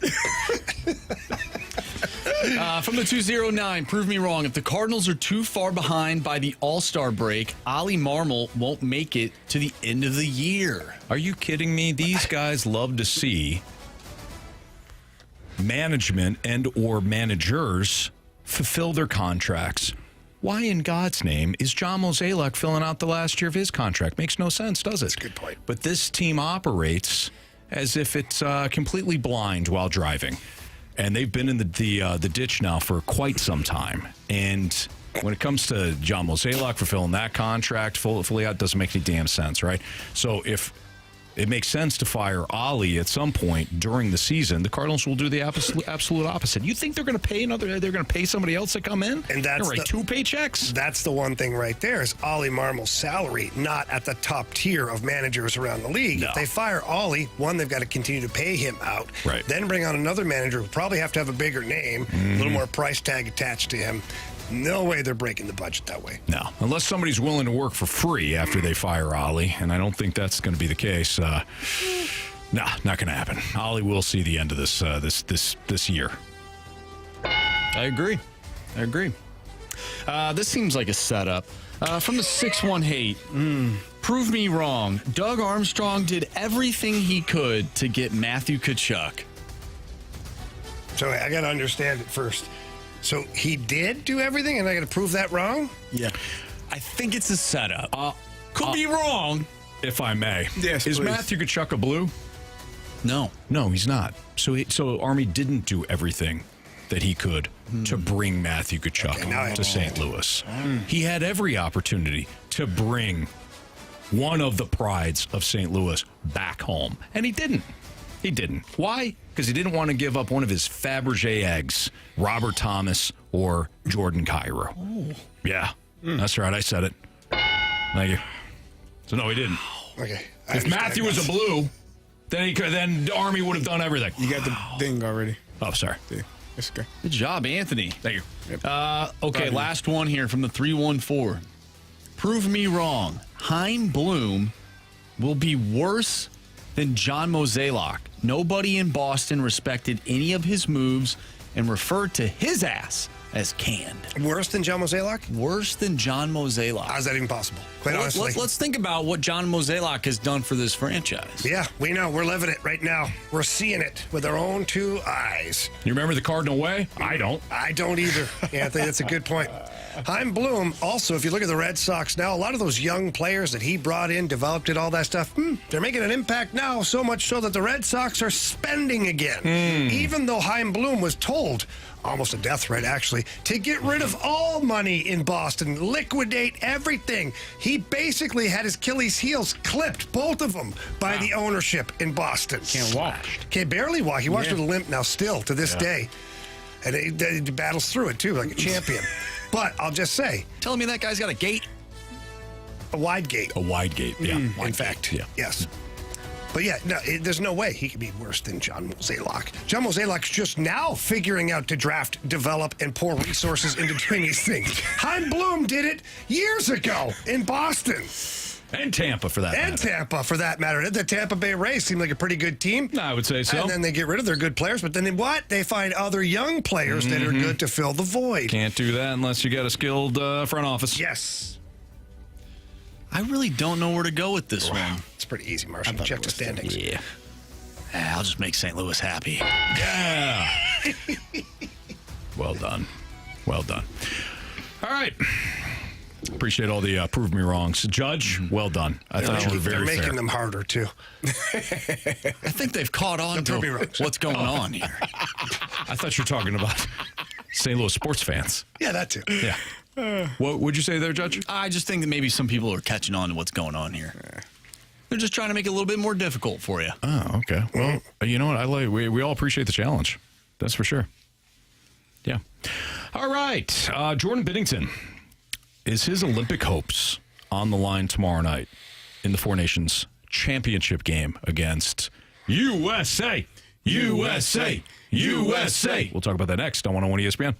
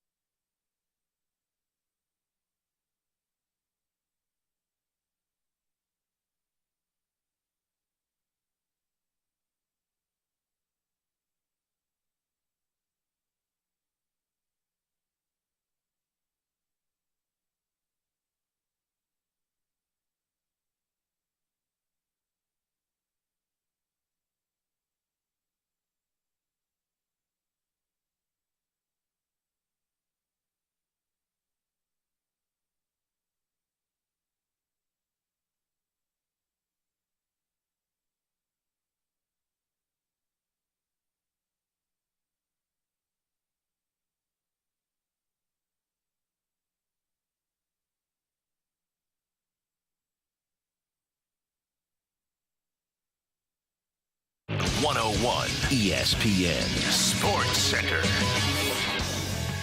I'm Andrew Marsh. It's time for a Sports Center update brought to you by Saliga Heating and Cooling. The United States take on Canada tomorrow night in the Four Nations Face-Off Championship game.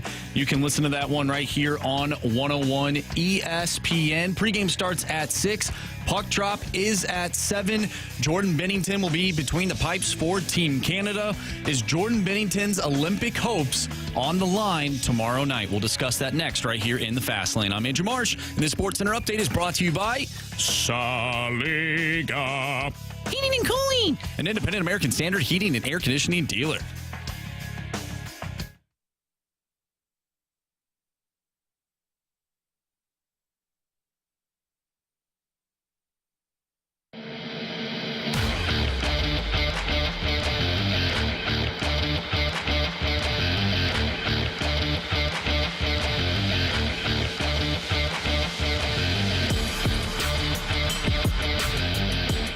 Fast Lane on 101 ESPN is Jordan Binnington's Olympic hopes on the line tomorrow night when Canada has the rematch against the United States of America.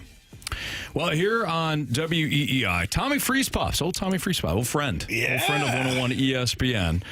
Here's Brad Marchand on Jordan Binnington before we dive into that question that we just posed. So again, here's Brad Marchand. He's awesome. He's such a competitor. Yeah, I think that's the biggest thing. You see him, the way he focuses in the room, even in practice today. Just his attitude. Like he has the drive and the confidence to want to be the best, and you know, he has the confidence that you want in your goalie. I actually had this conversation with him the other night. You know, when you have a goalie that has confidence like he does, it gives the entire group confidence. You know, like you feed off of that. It gives you a sense of calmness, you know, and it bleeds throughout the lineup and throughout the group. So it's been incredible to have him back there. It's been in the backbone. Some of the saves he's made throughout this tournament has been, you know, you're going to watch him on replays for years and years. So it's awesome to play with. How about those comments coming from Brad Marchand? Mm-hmm. Think about that for a second. The guy that got owned by the one and only Jordan Binnington. Lost a Stanley Cup to Jordan Binnington. And cried because of it. He did cry. Cried a lot. Don't blame him, actually. Those are some serious comments from one of the best players in the NHL who's been a really good player for a really long time and who really doesn't have much nice to say about a lot of people on most nights. And he's complimenting Jordan Binnington's competitiveness and his confidence and things like that. So, I don't know. It's fun to hear other people who are now discovering what Jordan Binnington really is. So, Jamie, you had made this point a couple of days ago. Tomorrow night's game is why you go with Jordan Binnington over somebody like Aiden Hill or anybody else that, you know, Team Canada was considering. It's tomorrow night's game. It's the big game. He may not come up with, you know, a bunch of impeccable games leading up to the big chance, but if you get into that title game, that's often when Jordan Binnington is at his best. You also made a good point, though.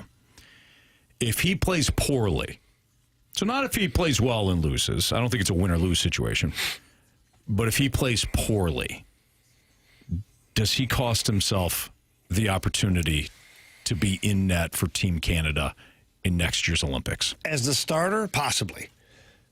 Possibly. Do I think he's still on the roster? Yes, I do. Because if he's the number one goalie right now for Canada, you can't tell me he's fourth best next year.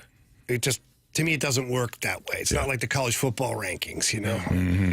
Lose a game, drop out. Drop, whatever. Yeah. So I think that Jordan Binnington is still on the roster, but I mean, if he plays solid, the U.S. has 45 shots on net, and Canada loses 2-1. Like, I don't think anybody's going to be upset with Jordan Binnington. Jordan Binnington will be upset because he wants to win. Mm-hmm. Well, I think the whole nation of Canada might be upset. Well, they might be, but with him. But they're Marshy, if he stops 44 or 45. Hey, listen, I agree. I'm just saying I've looked at the internet. Oh, yeah, and there's a lot of people that don't like him for whatever reason, and I think that has nothing to do with this tournament. It has everything to do with his career and why they don't like him. They don't like him because of certain antics that they think he doesn't even do that anymore. He doesn't. It's been forever, okay? And they also don't like him because guess what? They don't know him. Yeah. Canadian people focus on Montreal, Toronto, like the big teams. I don't know what the hell Jordan Binnington's doing in St. Louis. Do you think Buddy from Moose Jaw, Saskatchewan's tuning into the Blues game on a Saturday night? No, he's getting all buckled up. He's going to watch a Winnipeg Jets game. Connor Hellebuck, baby, woo! Well, they just look at his stats, right? They just look at his regular season stats and think that's the type of goalie. And then, which is mindless opinions at that point. And they read Dom's articles. Oh, Dom. Dom looks great on the Colton Parayko prediction, by the way. Oh, boy.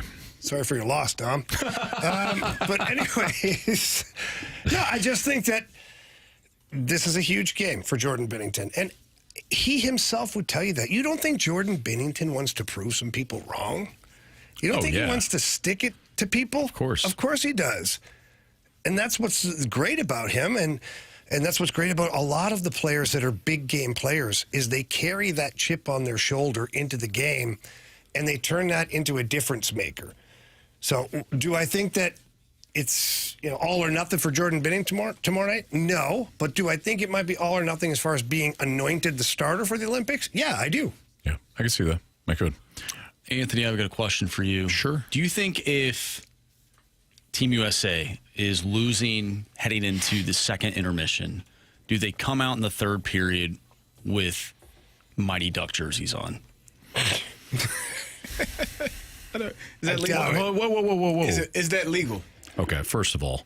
No. I mean, he asked me. Second of all, I don't appreciate the laugh, Carey, at all. This is a serious question that he just posed. If you didn't see the documentary about the Team USA finding itself again in the second period, the inspiration that wearing those sweaters provided Team USA, then I'm sorry that you don't have a pulse.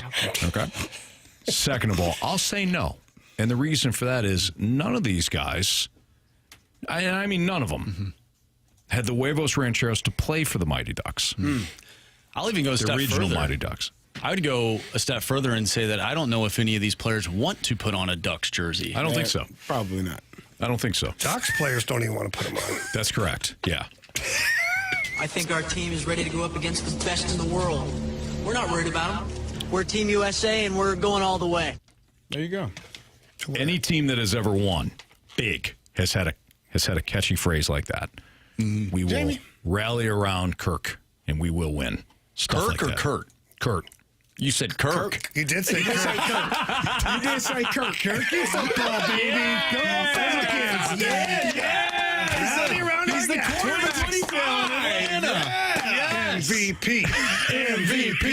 MVP. Let's go, Kirk. No, sorry, I thought I was a Browns fan for a second. I wanted Kirk Cousins. Did you now? Yeah. You look like a Browns fan. That was Anthony's intrusive thoughts. It was.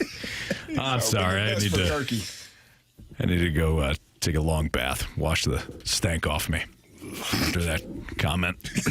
Anyways, Carey, you were saying? I have no clue. Yeah, okay. Oh, no. I was asking Jamie, who you got tomorrow? He's just rooting for a good game? That's a great question. Oh, you know who I'm cheering for. Who? The team. It's going to win. Hey, who's that, Jamie? Which team is that? We'll find out after the third period's over, right? Or you 10-minute overtime. Which team do you Which want team are to you rooting win? for? All right. Since you're putting me on the spot here. It's a fast lane here on 101 ESPN. We'll be back with something. Criticisms, compliments. What you missed. Unbelievable. All right. You heard the man. Go ahead.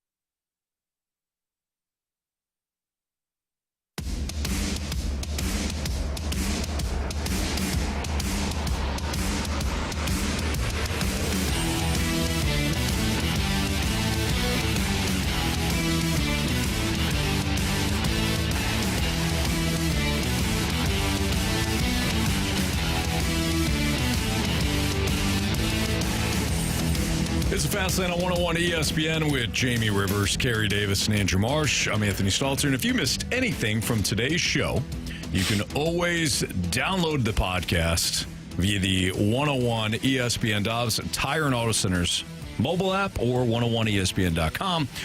All the podcasts, of course, brought to you by Schaefer Door Company. All right, what did we learn today? Jens, who wants to go first? What did we learn today? I get choked up thinking about this. Oh, yeah. Sure. I learned that Jamie thinks that some fans know exactly what the cameras are. Oh, yeah. I mean, not some fans. Oh, which fans? Specific fans. Which fans? Which fans? Certain fan. Classy fans. Classy fans. Classy fans. Yep. Best fans in baseball, maybe. That's what Jamie alluded to. Yeah. Some of them, yeah. Yeah. For sure. Hmm. They know what they're at. Yeah. Jamie, what'd you learn? I learned that even though a certain individual on this show claims to not like this guy, is so critical, I learned that subconsciously, Anthony Stalter still loves him some Kirky football. Can't get enough. He can't get Kirk out of his mouth. Man, I don't like the way you said that. Yeah, Any of it. Yeah, he loves old Kirky. Yeah, he does. Well, despite slandering me right there, what I learned is that Jamie's a hero. He stepped up not once but twice this week in the Gauntlet. 2 times. 2 times, a trophy on the line. And Jamie Rivers said, not up in here. Posted, we didn't even go over this. You hit every question today. You got all of them right. You knew the LSU one, no options. You knew 2019, no options. Now, granted, you went Stanley Cup final there, but either way, you nailed it. You knew the Astros and then Nick Castellanos because that was the outliner. That never works for me. 4, 5, 6, 6 points today in the Gauntlet. That never works for me. Championship. The outlier never works for me. No? Whenever I do the wrong one. Well, I tried to do the Anthony Stalter approach. Oh, don't do that. You pick the one that doesn't make the most sense, and then it's the damn obvious one, and I'm like, oh, that was dumb. Damn. His way only works for him. It is true. That's with back the board too, huh? Oh, wow. Unless I'm picking for Jamie. There you go. Then I nail them all. Or me. Or you, yeah. Thank you. I wonder what my record is when I'm just picking for you guys. It's really good this month. You did. You gave him like 4 winners. Maybe I'll make a separate tab. Like, what the hell? It was the spite. There's a problem. That's what it is. You tried to screw me over. No, the best part is Carey, I got it today. He texted me today. You texted me today. I picked the Jazz. That was a great pick. I was like, what the hell, man? Texting the group chat. Jazz, outright. +9 went outright. Marsh, what'd you learn today? I learned today that Carey Davis, well, we already know that he does not like Mizzou football and or basketball, but there was one time that he said ZOU, and I learned today that Dennis Gates was the man that got him to say those 3 letters. Ridiculous. It's ridiculous. And you said that we have the audio, too. Yeah, I don't know if it exists. Tapes have been burned. Exists. The tapes have been burned. We'll find it. Nope. Audio's been burned. Not that hard, Marsh. You just go to our little database, type in Dennis Gates. You'll see it. Nope. Not there. What database? The E drive. What? The L drive. L drive. I think it's the L drive. No, the E drive's different. That's for a different one. Yeah, no. That's the one I use. The L drive is the community one. Right. E drive is the. Shut up, okay? That's awesome.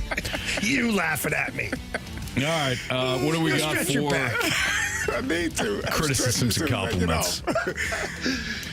From the 314, love the show. You guys are my entertainment from 2 to 6 every day. Thank you. Thank you. Appreciate we appreciate that very much. Lisa says, guys, so much fun. Thanks for making me realize my team is a disaster. Lisa, in fairness, you already knew that. Yeah, Lisa knew that last year. Yeah. Well, sometimes when you piece things together and you kind of put it out there in the atmosphere, you start speaking it out, and you're like, oh, wait. Oh, jeez. Or if you hear somebody else talking about it. Yeah. Hold on. Wait, I feel the same way. It's Right. bad. Yeah. Oh, goodness. You're talking about me stretching. What are you doing? Stretching your quads? Stretching out my quads. See? I had a big bike ride today. Had the old random at like level 12. See? Sweating it out. Look at you. Working on Mentality. legs a little bit. Yeah. That's right. The 406 says, if you don't root for your home country to win, you're a scrub. You hear me, Jamie? Jamie? How do you know I'm not? How do you know I'm not rooting for my home country? So, who did you say you were rooting for? My home country. Your home country? Yeah. Of USA? Well, which home? Which home are you rooting for? Mumsy's listening. I got 2 homes. Do you? I do. Okay. You got to root for one, though. So it's a win-win situation for you. You root for I love the red and the white. You know what? You Blue can. or no? Yeah. Jamie, you could sit here today and kind of waffle, but there will be a moment tomorrow night where you are pulled into fandom of one of these teams, and I want you to be honest when it happens. I'm going to be completely honest right now, okay? Only reason I want to see the USA win. There's only one. That is true. The USA Hockey's done a great job of developing players with it. It's the Kachuk boys, man. I'm torn. Like, those are my guys, right? So you watch these guys get after it. Obviously, they're impactful players. I'd love to see them win. Flip side of it, I always like to see the old red and white win. And the blues. Yeah. Red, white, and blues. See? That actually works out really well. We'll figure out.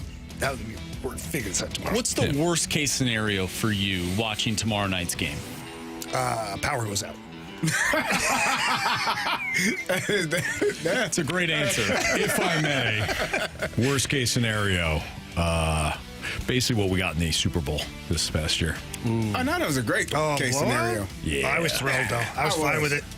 Who wasn't? Yeah, this guy. Well, Mr. 1 week of Chiefs fandom a year. 1 week? That's not fair. It was 3.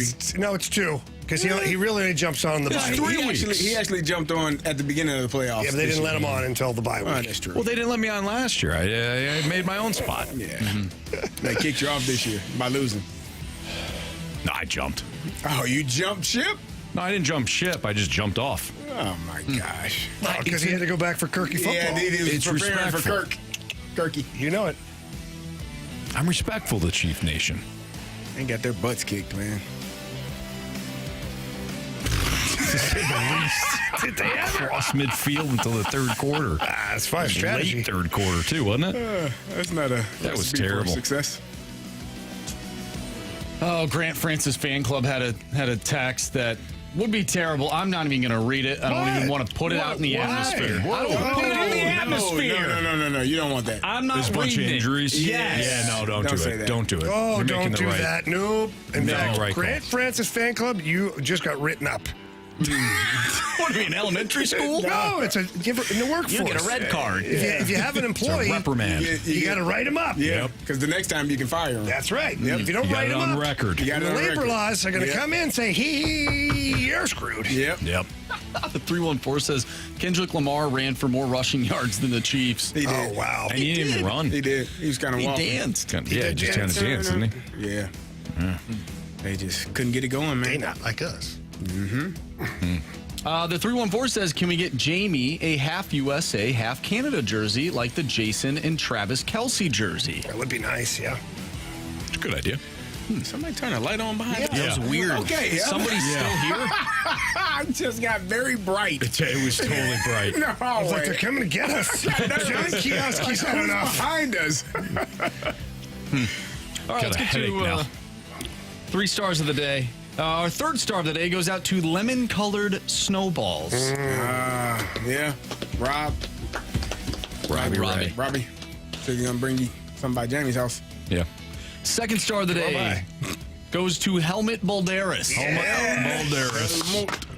Good little player. Yeah. Great skater. And no shock here. It was a late addition. But the first star of the day goes to Rallying Around Kirk. Yeah. Yes. We root for Kirky. Anthony, I'm so happy Great for you. slogan. You said it. You know, you did it. I don't like that guy. No, I don't. Yeah, you do. You like that? I don't like him at all. love it. I love him. I don't. He's going to bring you to a championship. No, he's definitely not doing that. Yeah, sure he will. Yeah. He'll be on the team. Honestly, despite in me, I hope they force him to stay. Like, you want us to release you, huh? Well, we have your contract right here. So enjoy backing up Michael Penix Jr. You'll just fleece someone else. You pile. For Andrew Marsh, for Carey Davis, for Jamie Rivers, I'm Anthony Stalter. See ya.